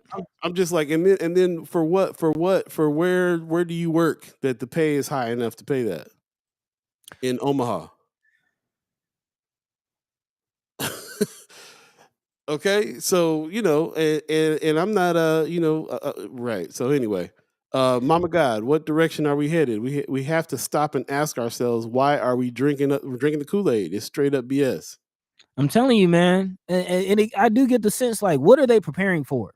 What are they laying the foundation for? And what do we fall in that? There you go.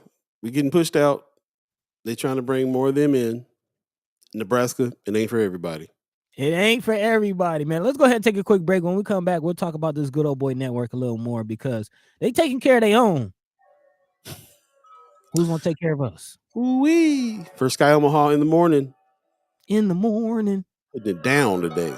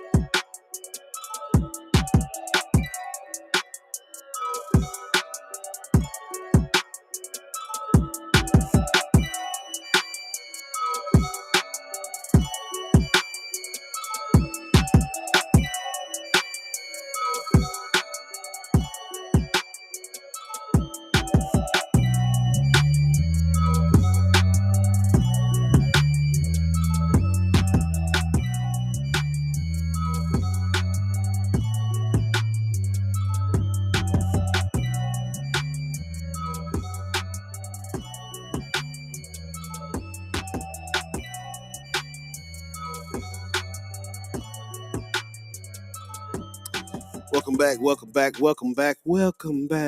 Paul Beee, Buddi3 Da Gawd. It's going down. First Sky Omaha Radio. First Sky Omaha in the morning. In the morning. All of you, the chat chimers, putting it down, man. That's what's up. Appreciate you very much for joining us today on this, what is it, Monday the 12th already. I can't believe it's 12th of September already. Man, month's halfway over. But then again, what is a month? This is what's upon a time called now. Hey. That's right. What's going on in the world today, buddy? Man, continue the conversation. Again, if you're just now tuning in, welcome First Sky Omaha, officially in the second hour.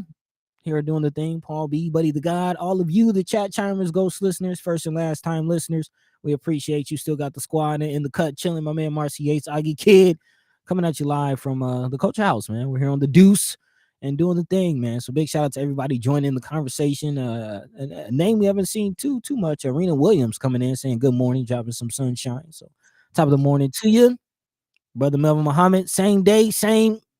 Yeah, man. More things stay the same, the more they change, or more things change, the more they stay the same. And that's pretty much the case for this whole Scott Frost situation. So yeah, people been egging us on. So let's go ahead and dive into it, trying to get in the thick of this conversation. How you get fired on your day off and get paid after you fired?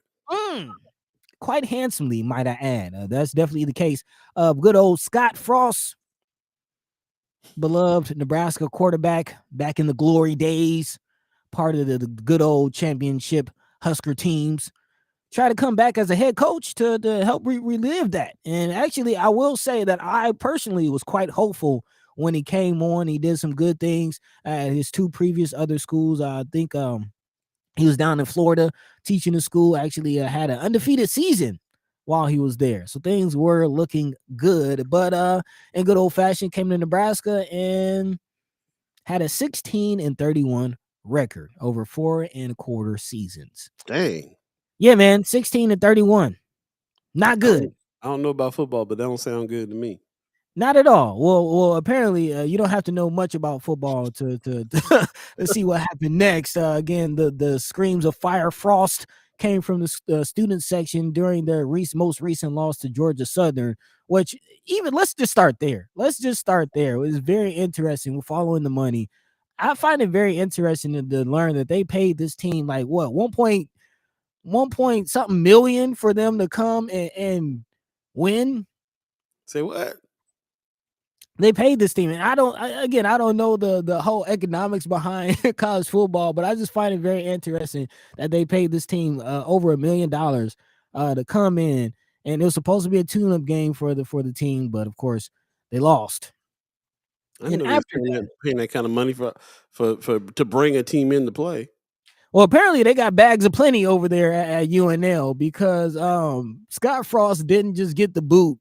He got a quite nice severance package. Apparently, NU director Trev Alberts, who made the announcement over the weekend, will be paying Scott Frost a full amount of his contract agreement. The final number will be close to $16 million, which includes $15 million for the next 4 seasons through December 2026. So he's getting $15 million for seasons he won't be coaching.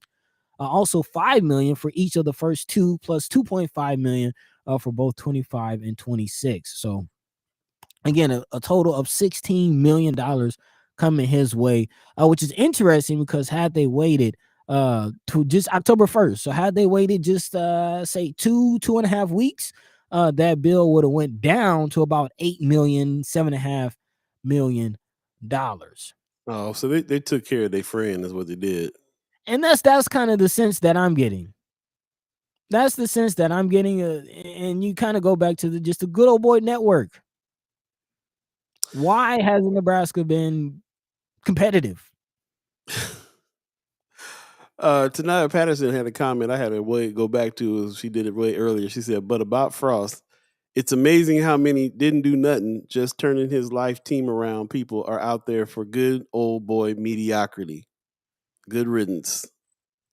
How many people are out there just like just turning his life team around, people out there, good old boy. So yeah, and then this thing comes up. You got to ask. You got to really kind of be like, okay, you're messing up bad enough that you got to go. I suppose that's what that's all about. You messing up bad enough that you got to go.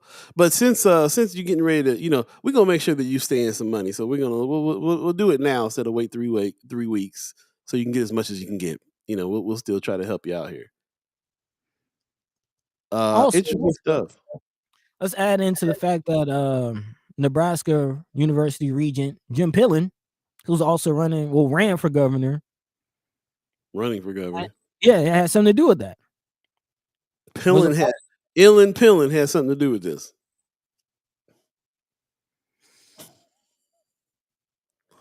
Who said the same person who was against the $10,000 forgiveness? We put it on our Twitter page. It was one of those ones I was like, we absolutely have to retweet this. And the quote is Brian Mickelson said, just realized that Jim Pillen supported a $15 million buyout of Frost, but opposes $10K student loan forgiveness for 1,500 Nebraskans. We need new blood. Time for new blood. It's very interesting. The chat's going off, man. Brother Valentine says they were betting on high ticket sales to see Nebraska win. Also, my brother Muhammad says contracts, y'all.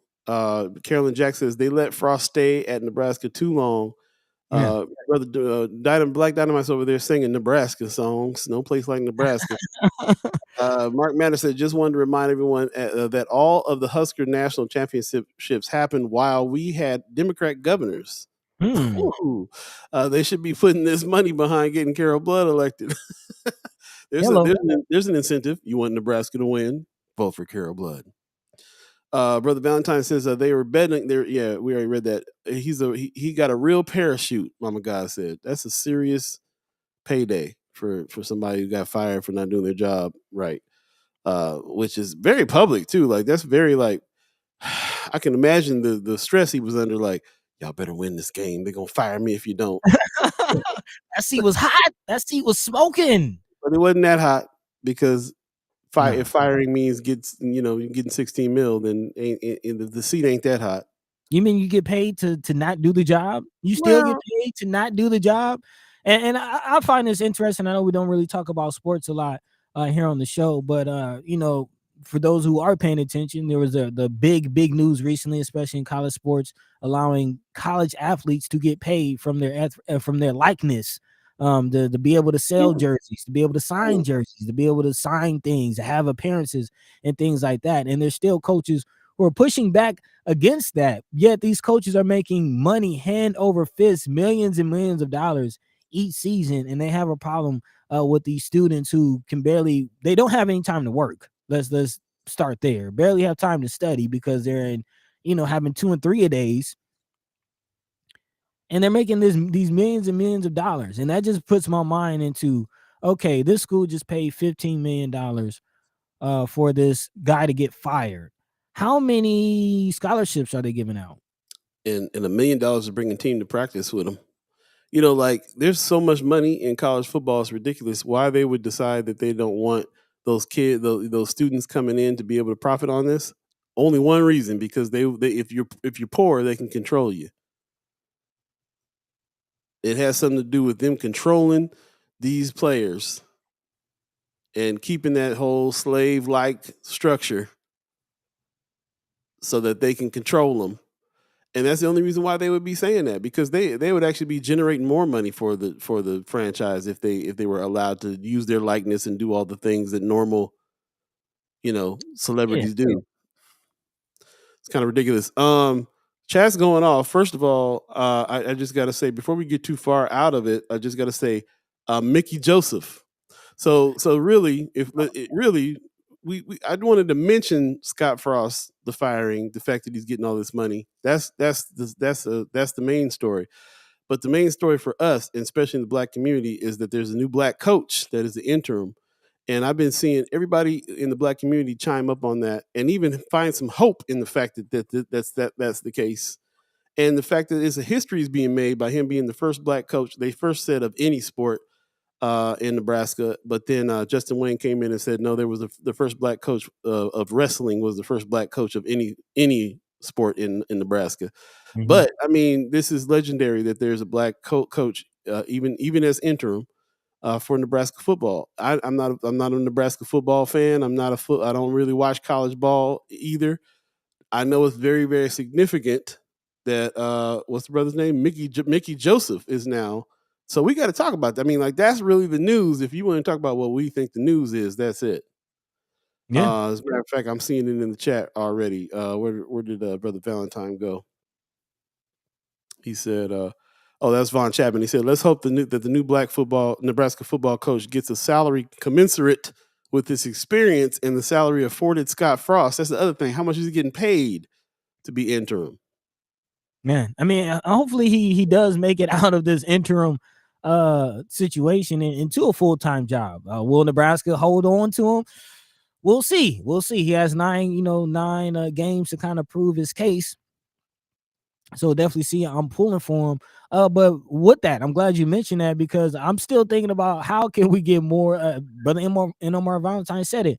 Nebraska struggles with recruitment. How hard to recruit top athletes to this area when you have nothing to incentivize them with. Nebraska needs to lower the bar to a winning season and more homegrown talent. That's what I'm thinking of. Can we get more talent from North Omaha? Can we get more talent because North Omaha does not lack talent. I can think of several people from North Omaha who are in the NFL right now.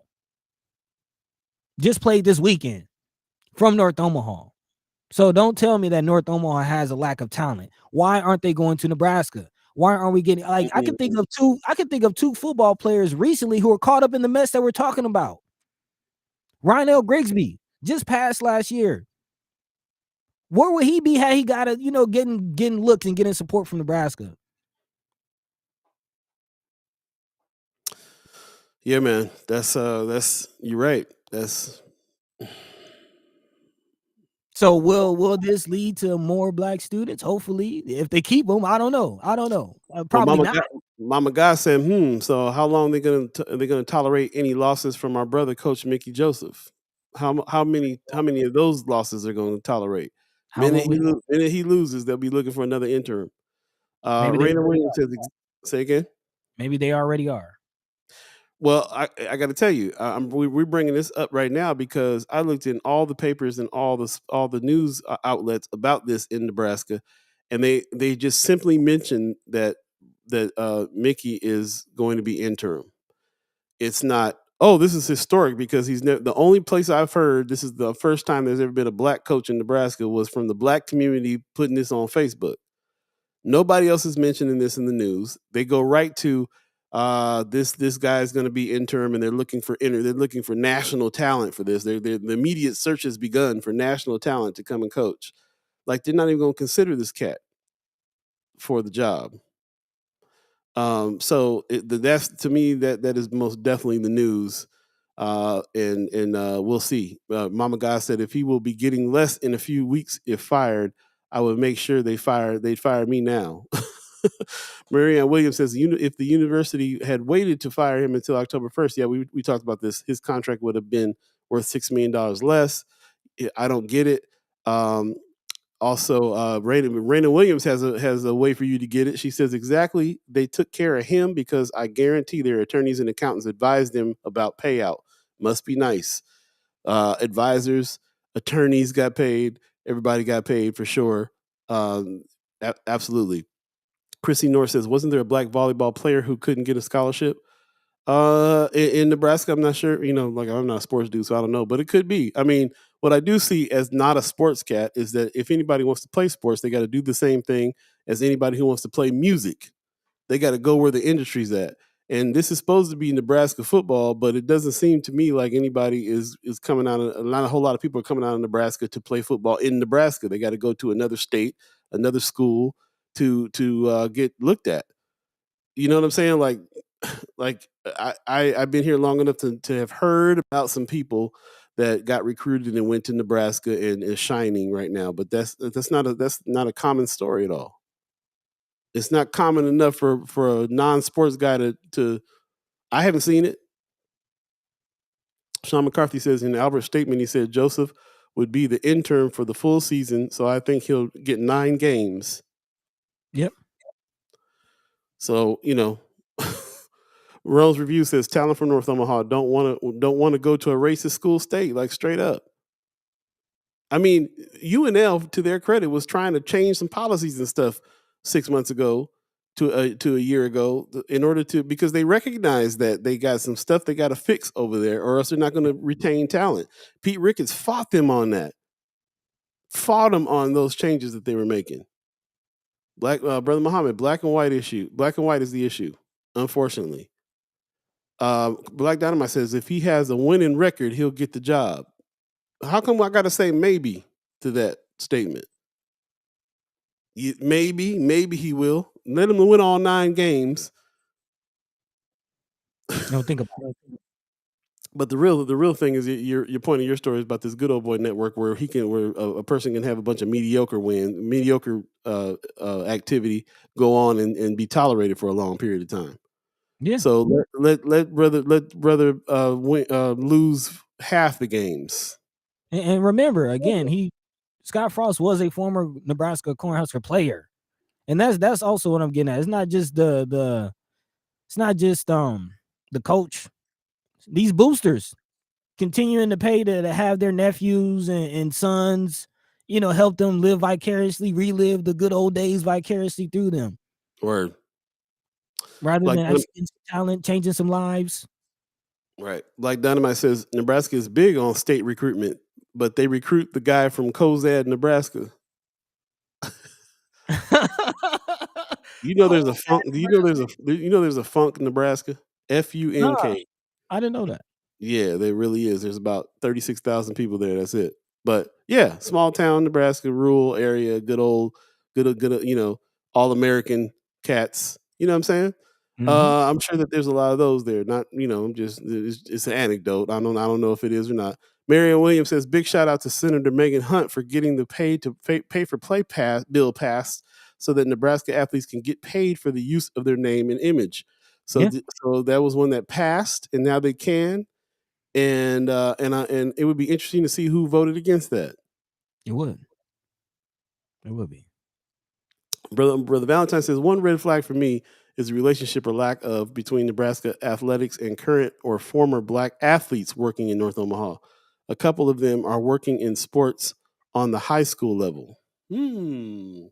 Pop says Gale Sayers went to Kansas because he couldn't get no play in Nebraska, I believe. I got to ask about that. We're related to Gale Sayers. Talk to the family and find out.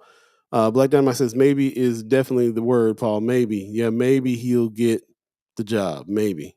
He got to win all 9 games for them to even talk about it. Yeah. Sean McCarthy says if Joseph loses half of the games, he'll still have a better record than Scott Frost. Shade. Oh, man. Mark Matter says Funk, Nebraska, population 194. I wanted to steal the sign, but took a picture instead. Yeah, I think you probably get away from jacking that sign, although if there was only 194 people in the town. Nobody would notice. Yeah, man. Lots of such good points, man. I knew I was happy. I was like, the chat chimers are going to chime up on this one. I can't wait to hear what they got to say. Man. Good ones, most def. But you see what Deion Sanders is doing, man. Like the right coach can make a world of a difference.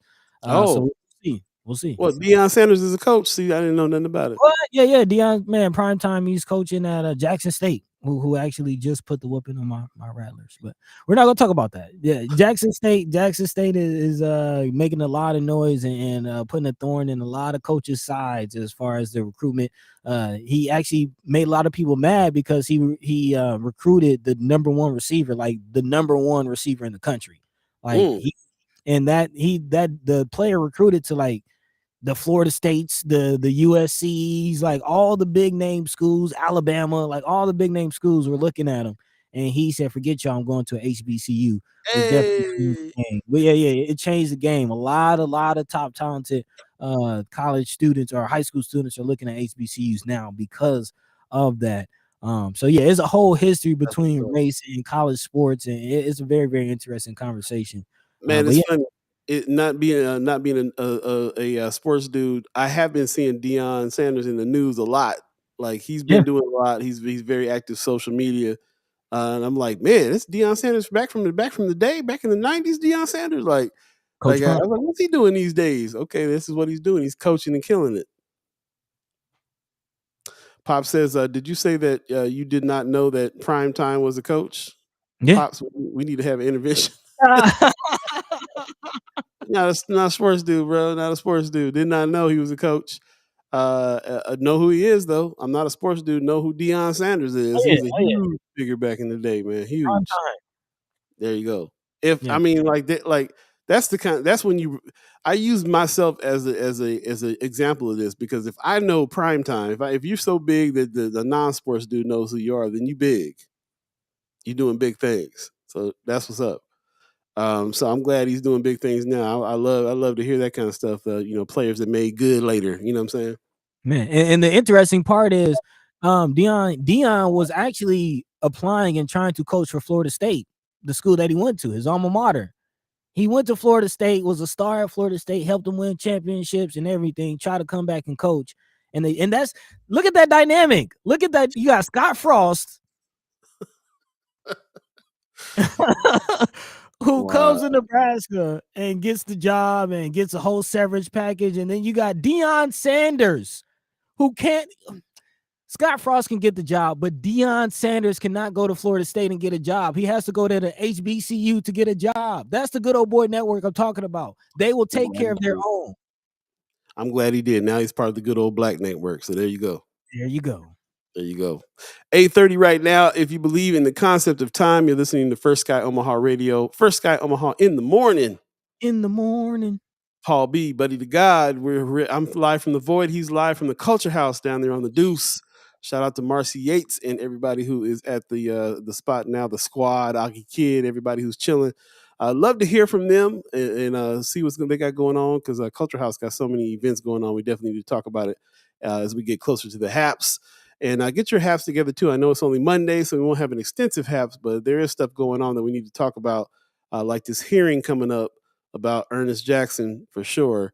And about some other stuff that's happening too, that brother Senator Justin Wayne, put some respect on his name, just recently put out on his page the meetings that are coming up for these hearings that are about to happen right now. So in the meantime, before we get to that though, Buddy, you got some another thing we need to jump into first?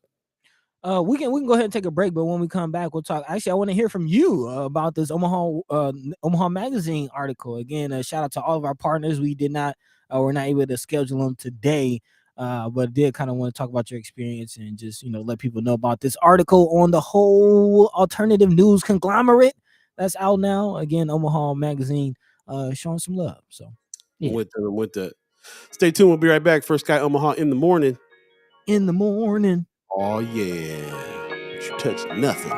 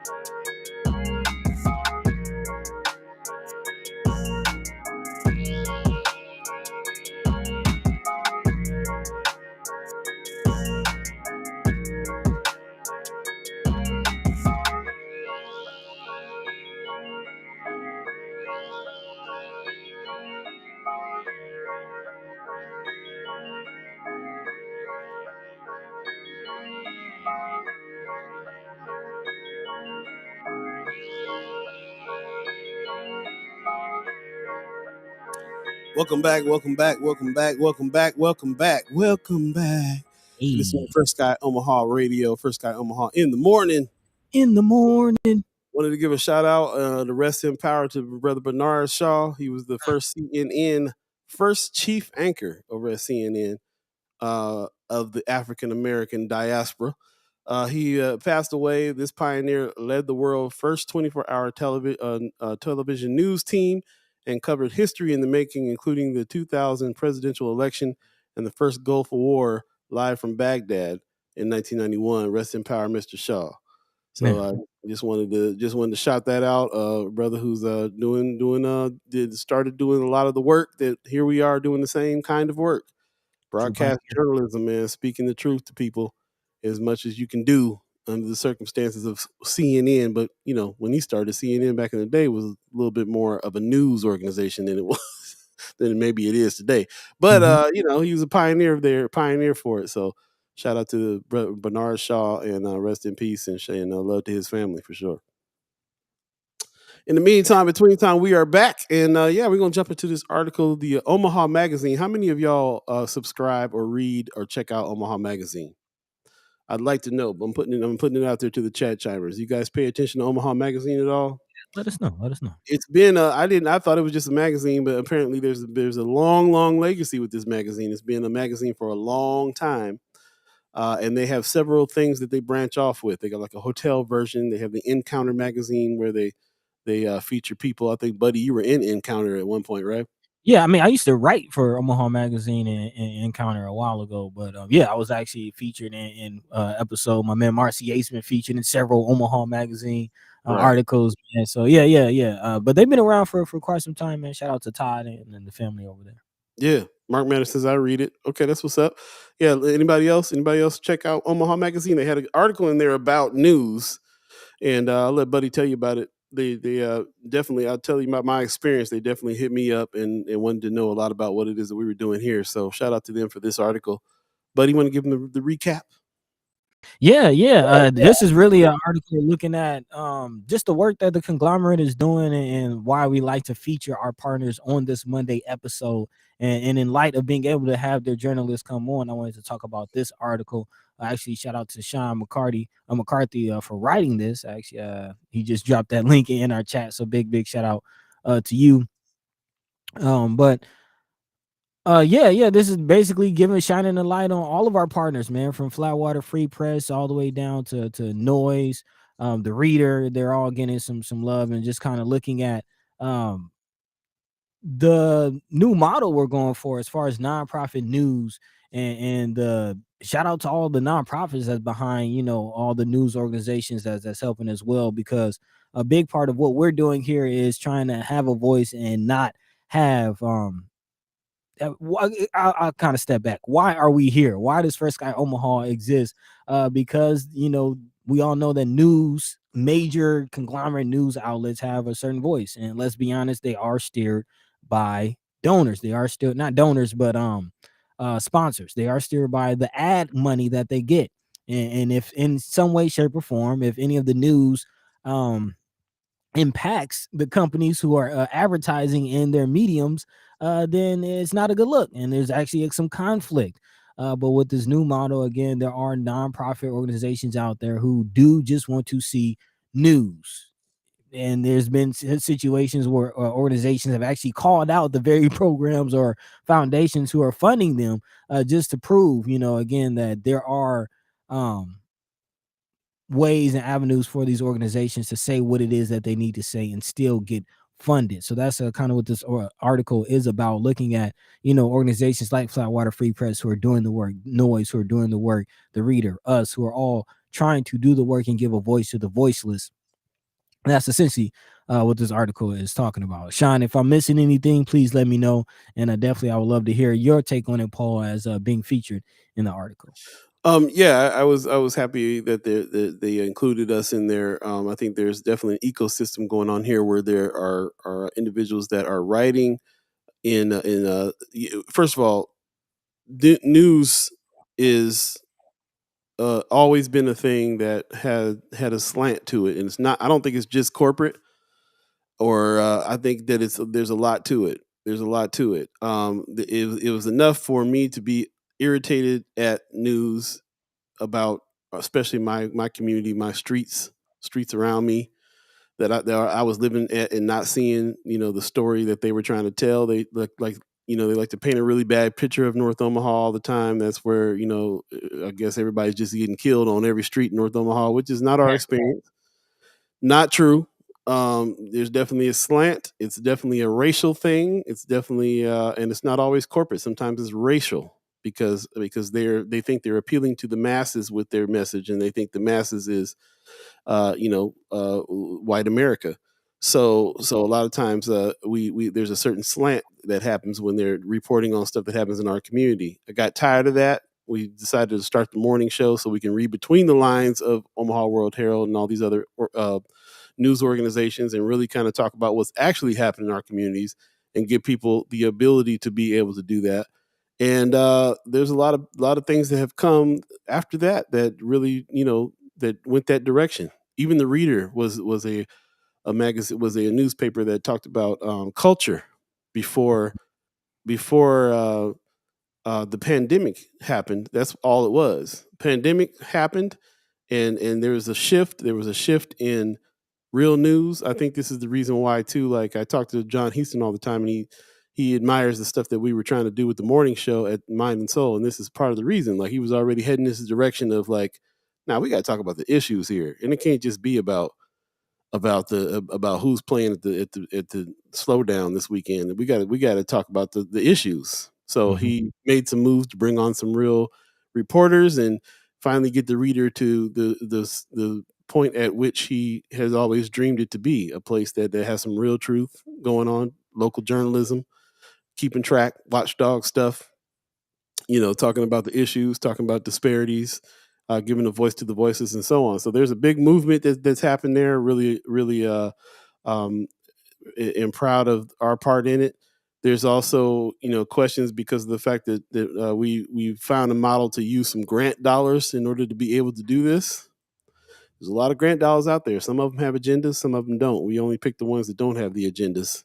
Right. And if they just happen to think we're doing something strong, then and they want to fund that, I'm not going to push the hand away. So that's what it is. So there's a big ecosystem happening here. We're able to influence a lot about what's being written and looked into. We're also the ones who are having these conversations. Monday, Wednesday, Friday, we have basically a roundtable of the issues that are out here in the news right now. And nobody else is really on that tip as far as we are. So a lot of the news outlets listen back to us. That's why I say the Chad Chimers, you guys are invaluable. You don't know it, but these news organizations read your comments, see where you coming from, see where we're coming from when we're discussing these things. So big movement, man. And it comes at a time when there's fake news stuff happening all the time, and fake news being called fake news, actual news being called fake news, when there's a war on journalists. Man, literal war on journalists. It's coming at a time when people are sick and tired of the way that network news sometimes will placate things or put a slant on things, or talk about something horrible and then talk about some cute dog right afterwards and whatever. Yeah. There's no feedback. There's no real conversation going on in it. So we have a nice little ecosystem that's going on here: newspapers, magazines, alternative news, live stream here with us. Flatwater covers a lot of stuff that happens not just in our area, but in rural Nebraska. We get a lot of good news about what's happening in the surrounding areas here. It's a really interesting thing. So shout out again to Sean McCarthy. He says, I made it a point to mention the chat chimers in the article. You guys check out the article, bro. Like it's talking about what's up with us for real. Leigh Keeser says, truthful local journalism. Grateful for your work. Local journalism is a key foundation in strong democracy. It's the fourth estate. I appreciate that very much. She's over on YouTube making those statements there. I appreciate that. It is. It's the fourth estate. It's the one. It's the entity that tries to keep the powers at be in check. Josh Tate says, unfortunately, the main news is racist because the masses are racist. Yeah. I mean, most is a disconnect. There's people talking about neighborhoods that they know nothing about. Very and true. That's the issue. I'm learning about journalism because Buddy is a journalist, and I'm working with him every day makes me learn more about it. And so there's the story, and then everybody tries to act like there's no bias in your story, but you can only tell a story from your perspective, right? Period. So it's not just they're trying to appeal to the masses. They are the masses as well. The journalists, the writers, the people who are coming up with these stories and interpreting these stories are also the masses. And so. As a journalist, like just the way it works, where do they find journalists? Where do these people come from? You go to college and then you get a degree and then you apply for all these jobs at all of these, like these ABC and CBS affiliates across the country. And usually these journalists have 2-3 year contracts. Definitely if you're just getting started doing all the grunt work, you got these 2-3 year contracts and then you're off to the next city. That's not enough time to learn a community. That's not enough. Like you really have to dive in. And even if I have all the best intention, if I dive into the community, if I go to all the events, it still takes time for me to learn the community. It's different from just giving people from the community a voice. That's way different. So yes, local journalism is dying because there's not a lot of money, and this model that we're with is new, but it's necessary because again, the people in the community don't have a voice. Very true. Sean McCarthy, shout out for the article. Please, if you haven't read it yet, he put it in the chat. Definitely check it out. Omaha Magazine.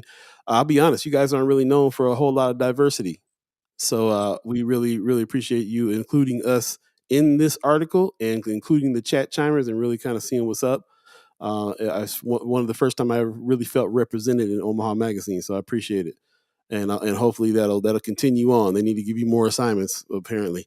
Wanda Lewis says, I appreciate the journalists for keeping it real. I remember when some used to choose who and what they wanted to cover. They still do. A lot of them do. I even talked to, I had a contact over at Channel 3 who was one of these people Buddy just mentioned about, a broadcast journalist who's only been in town for a few years, doesn't really know the city, getting handed assignments all the time. But then she took initiative to kind of go out and learn and see what was going on and came back with stories and was able to pitch them a few times. Some of them get turned down, some of them didn't. And some of them, so she got some slid through.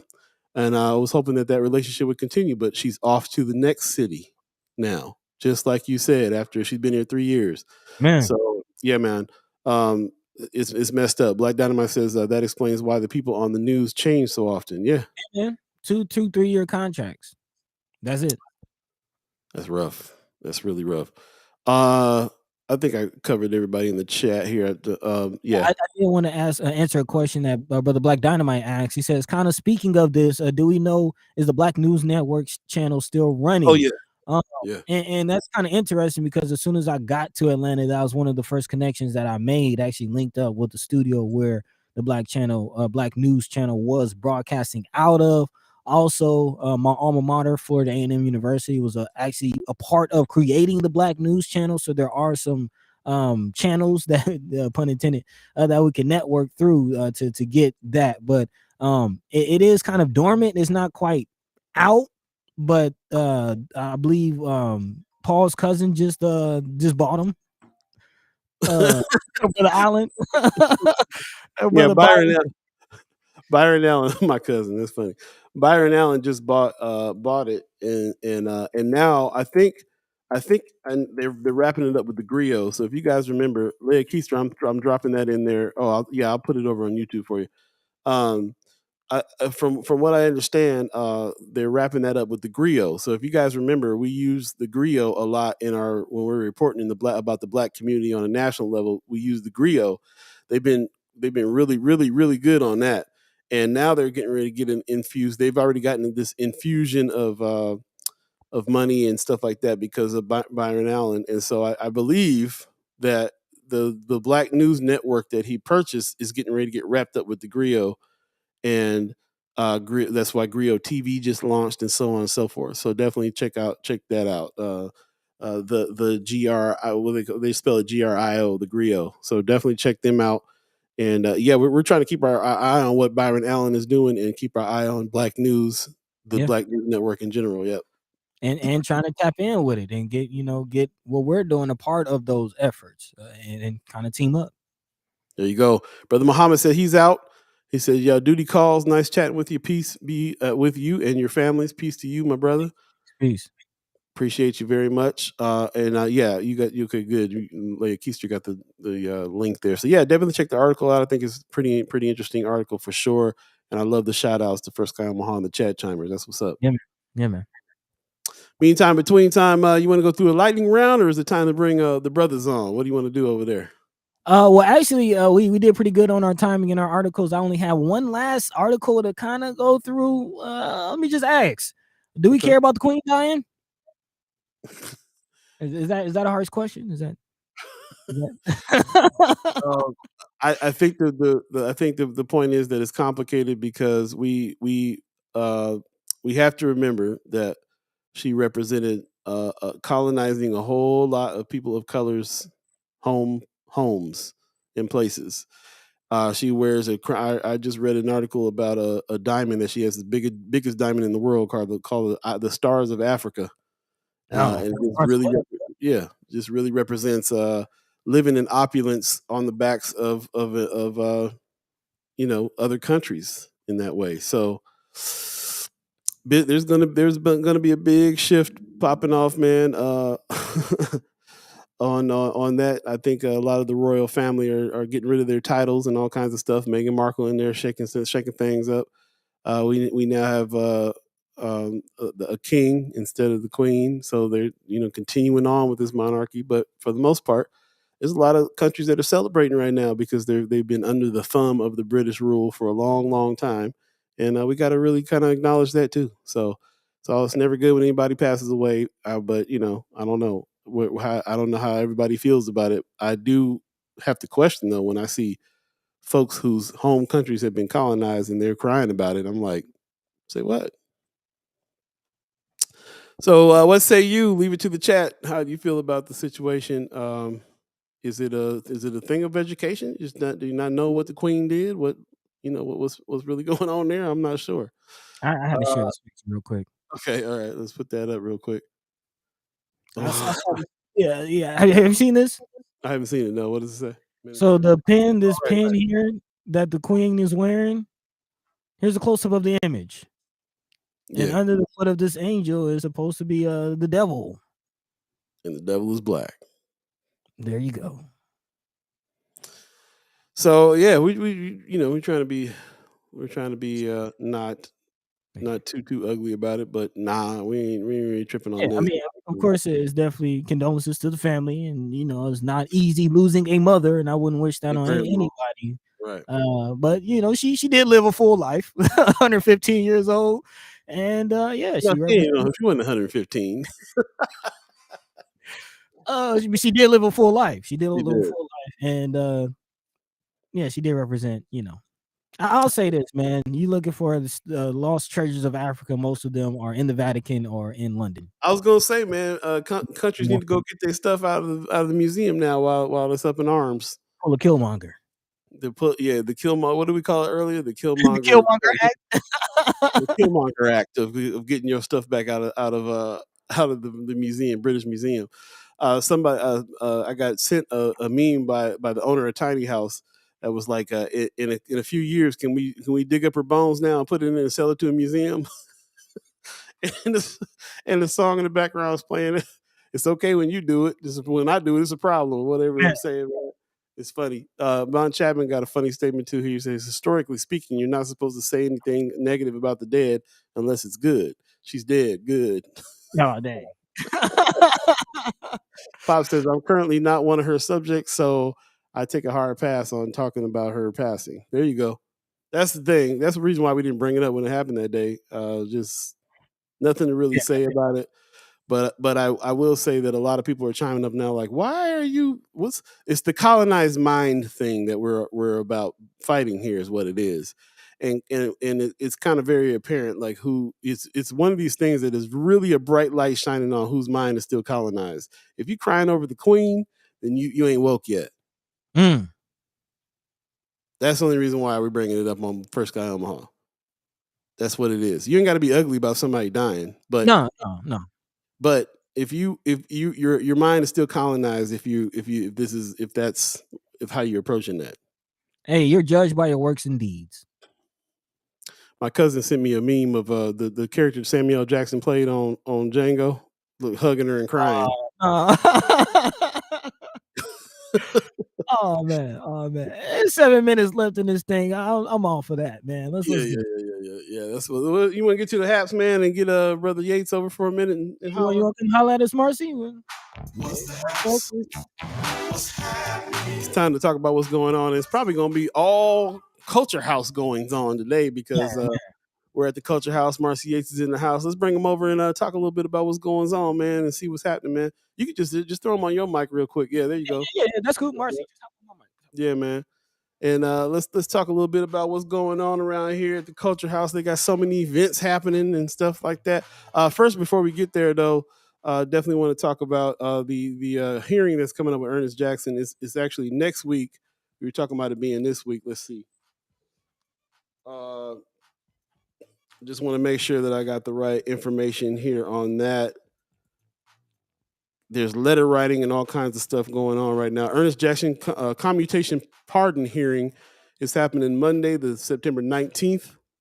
So we'll talk a lot about this Friday a lot more about this meeting here and everything that's been going on. And all through the week, we'll talk about the letter writing and stuff that's happening because it is September 12th and Earnest Jackson is still not free. So Earnest Jackson commutation pardon hearing is happening on the 19th. That's next Monday. And we'll talk a lot more about that that's going on. Also, real quick, Economic Recovery Committee upcoming hearings. This is off of Justin Wayne's page. As you can see, there's going to be meetings September 19th, 20th, 21, and 22, all about these things. So we'll put this in the First Sky Omaha, the Friends of First Sky Omaha page for you to check out. We got to get some groups together and go and hit some of these meetings and talk about what to do with these ARPA funds. In the meantime, we got my man Marcy Yates in the house. What's going on, bro? Hey, man. What's going on, man? It's good to see you. Blessed and highly favored. I love it. Yeah. I'm sorry we didn't get you on earlier. I actually wanted to talk a little bit about. I know you're a football cat, and you do a lot of things with the youth and the sports and so on. And I wanted to get your opinion on Scott Frost, but maybe another time. But anyway, we have to get with you and start talking about a little bit of some of the sports things that's going on in the community too, because I know you hit a lot of that up. Isn't that right? Oh yeah, most definitely. Given my track record, I am an athlete. And yeah, I have definitely coached basketball, football, and I love sports, so I definitely follow it closely. So I would definitely love to hop on and have those conversations with you. Man, maybe we can do that. Maybe we can do like a Culxr House segment on sports with Marcy Yates, man. What do you think about that? Yeah, look, Culxr House Sports, Culxr House Athletics. Yeah, I like There you go. I like the ring. I already see what the jersey looks like. I'm gonna need that jumpsuit. Yeah, you already know. Athletics. Yeah. Trying to get a Nike deal, you know. I love it, man. Well, that's what's up, man. In the few minutes that we got left, just want to talk a little bit about some of these events that you got going on, man. Because the Culxr House got a lot of stuff happening. As you were on last Friday, we were talking about it. Just wanted to make that correction that AfroCon is actually happening October 8th. So that's Jade with the House of Afro Capes and Curls. AfroCon 2022 is happening October the 8th at Metropolitan Community College. So got some time to get our tickets and stuff for that. But in the meantime, you guys got a lot of stuff going on at Culxr House, man. Tell us about it. Yeah, so I mean, this week alone, we have a few different events. Tomorrow, we will relaunch our open mics. So we'll be bringing that back for what I like to call season 4. So that starts at 7:00. So we have signups available right now. Just through our link in our bio and on our website. So, but also on Saturday, we have our third art battle. So Art Battle Omaha will be back. What's up, Yep. man? Yeah, and that's at 6 p.m. So tickets are available online as well too. This is a live painting tournament. 3 rounds, 20 minutes each round, blank canvases. There's only one winner. So it's a very, very cool event, very engaging. It's always a nice turnout. So yeah, definitely come check that out. Actual battle of there's judges and all that kind of stuff. Like who's gonna who? There's gonna be a clear winner here. Yeah, really, there is a clear winner. So the folks that attend in person, and then it's virtual as well too. So it's live stream. So people online get a chance to vote. So it's like a text link that you go to, and after each round, photos from the paintings are uploaded, so you can look at them better, clearer. Then you can vote online. So that's how it works. But then also, all the paintings are up for auction, so they go into a silent auction. So you use the same app to bid on the paintings as well too, and you can leave that night with a fresh new painting. Dude, that's dope. That's dope. I can't wait to see that. That's what's up. Yeah. Word up, man. Yeah, Yeah. definitely check out you say the Facebook page on Culxr House got all the events lined up. Where do you go for that? They're all lined up. Our Facebook page. You can go to our Instagram page too, and our website. Also Saturday or Sunday though, we have Shang. He's gonna be here for the comedy show. So we have him and George Zilla with Michael Griffin. And that show starts at 6 p.m. Sunday night. So if you want to get some comedy, a little variety in there, we will have different vendors, different performances as well too, as well as the comedic acts. So nice. Yeah. Real live in effect. Come get your laughs on. That's what's up, man. That's a major artist, man, coming to. You guys are moving in that direction to have major artists coming to the Culxr House like that. That's what's up. I went ahead and put that you can hit them up on their website. That's probably the best place to get them. Everything's gonna be there for sure. But yeah, definitely check that out, man. That's a major comic coming to the house right there and making it happen. So yeah, I love it. You guys, I like the fact that you guys are also featuring local comedians too. You know, because that's always one of the problems that happens. A lot of time you bring a big artist to town and there's nobody from Omaha opening for him. You know what I mean? Yeah, why is that? It's a good question. And then the artists get this terms called get Omaha, you know, and that kind of happens when you bring artists here, you bring people here, and you don't like include the homegrown talent. Exactly. So Yeah. true. So true.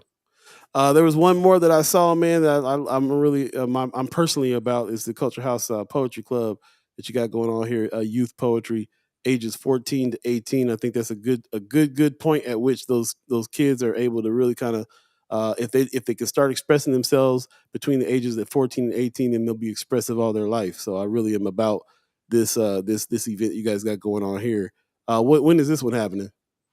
So we're currently still accepting signups right now, and so I think over the next couple of weeks we'll be closing that and actually beginning our like practices and getting ready for competitions. So if you're out there and you're listening and you have a child or relative or youth from between the ages of 14 and 18, please recommend them, get them signed up.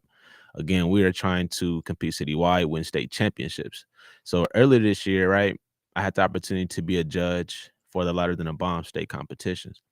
And I judged the finals and we had like no representation whatsoever. You know what I'm saying? Like for real, you had like West Side Junior High, like they kids make the finals, right? I'm just like, yo, come on. And Zadika, right? You know her. And Yeah. she was like, yo, like we gotta have more representation, so it was kind of like a mutual like idea to to want to start something else. I'm like, yeah, Culxr House definitely want to start up a poetry club, Okay, given you got the backing of Zadika Point, the infamous Zadika Poindexter for this thing too. the infamous, yeah, and we got the infamous Jewel Rogers, as our coach. So I mean, like you talking about like squad. That's what's up, man. That's what's up. Yeah, I'm happy about that. We always have to educate people that the spoken word arts is an African art. If we ain't got no representation in these arts, then it's been colonized. So we're gonna try to do something about that, and I'm glad you guys are. So Yeah. 9:02, man. We already running a little bit late. You got one last thing you want to leave us with before we get out of here? Come down to the Culxr House. Come check us out. We have an event-filled week, so there's something in it for everybody. So just come down, support, have a good time. That's what's up. Wanda Lewis in the chat said, looking forward to seeing a songwriting contest for 21 and over. Okay. Putting some ideas out in the wind. I do like that. That's I what's do up. like that. Yeah. Let's see what these adults can do. There you go. Appreciate you, man. Again, appreciate you hosting us these last couple of days as well. While Buddy's out there, I'm so glad we've been dreaming about doing something like this for a while. So let's talk about future collaborations and do this again soon. Oh yeah, no doubt. Thanks for having me. You always know my door is open, bro. So I appreciate y'all. That's what's up. Thanks a lot, bro. Cool, man. That's Marcy Yates, man, in the house. Culxr House is going down. Sorry that we run a little bit late today, but we definitely want to get my man on and talk about what's going on over there at Culxr House. As you can see, it's a lot. Lots of things happening. Lots of cool stuff starting up for the kids. There's lots of sports programs and stuff like that goes on in North Omaha, but there's also some intellectual stuff that's happening too, as you can see, poetry, music, arts, so on and so forth, and a lot more, man. We got to do a whole show on Culxr House. There's a skate park in the back. There's concert series. They work with Omaha Girls Rock to do concerts. I mean, it's constant. So one of these days we'll have to like do a whole little piece on everything that the Culxr House is really doing, how many lives they're affecting and things like that. And we'll do that soon. So in the meantime, buddy, is 9:04 right now, if you believe in the concept of time. So we probably need to get out of here. You got some words for the people? Man, a big shout out again to the Culxr House, my man Marcy Yates. I kid, go ahead and peek in real one time for him. Yeah, big shout out to everybody, man, that I came across during my time here. It's always a beautiful thing to be at the house, squad in the building, man. So yeah, big shout out to the Culxr House. Please come down, check it out. Even if they don't have any events coming on, going on, if you pass and you see the gate open, you see the doors open, stop through, get you a shirt, get you some records. They even got old school comics here, man. It's a dope place just to check out. Please come visit the Culxr House. And yeah, man, big shout out to everybody who also put on that state of emergency town hall meeting. It was nice to be a part of that conversation. And even all of you, man, all chat time, just always just a love affair, man. So we appreciate y'all, all the first time and last time listeners. We appreciate y'all as well. Catch the same time, same place, Monday, Wednesday, and Friday. And without further ado, back to you, Paul. Back to ATL I go. Yo, Leg Keister over on YouTube says, we see you. Talking about you in the back there. Augie Kid in the house, aka Black Excellence. The squad is going down, man. Always good to have you back around, bro. Appreciate you. If you guys don't know, Buddy and Augie Kid used to do a show called Lunchtime Live on Mind and Soul that was hot. So I've been secretly dreaming to bring that back one day, and hopefully we can see what's up. We've been talking about it. We're gonna get out of here. Give a shout out to Omaha Tribe for allowing us to be on this land and speak while we're here. That's the wrong lands we talking about this time. This is the time we talking about the lands here, and we really appreciate them allowing us to be on this land. The elders actually gave us a permission to be here and speak, and so we always want to acknowledge that. We also want to acknowledge our elders for allowing us to speak before them. And Carolyn Jack remembers Lunchtime Live. That's what's up. And all of you, man, I gotta say, it's all love when we have the chat full, full and chiming up and doing your thing. And I really appreciate you guys coming on and adding to these conversations, really fulfilling conversations, it feels like to me, for that reason. So shout out to you. Shout out to all of our reoccurring members of the channel as well. We got $10 people, $25, $50. And a lot of you have been faithfully once a month, paying for us to do this. And we really appreciate it. We want to expand on some things and bring some perks and things to you, just out of us being appreciative of you supporting us. We really appreciate that. Shout out to everybody that has done that. Go to firstskyOmaha.com, hit the donate button if you're so inclined. And we will absolutely see you guys this coming Wednesday. Buddy will be back in Atlanta. Yes. Pops.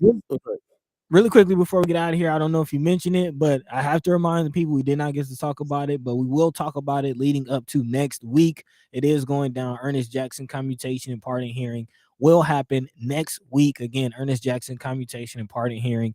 We will share that link on Friends of First Sky Omaha if you're interested in joining those efforts. Again, it is September 12th, 2022. Earnest Jackson and Ed Poindexter are still not free. There you go. We will talk about it coming up very soon. Pop says another fabulous show, traveling at the speed of light. Love you all and see you on Wednesday. Appreciate you. Leia Keister says we see you. Also, Rome's Review says thanks, Doc. Okay, appreciate you. Leia Keister says appreciate this community. Thanks, guys. Bye. And really appreciate everybody who, love up on baby Buddy. Okay, that's what's up. Shout out to Little Mama too for doing the traveling with you too. She's already a cloud hopper. That's what's up, man. So safe travels back to Atlanta, my brother, and I'll see you Wednesday. And we'll continue this thing we call First Sky Omaha. Peace. Peace. By the way, Vanglorious. This is protected by the red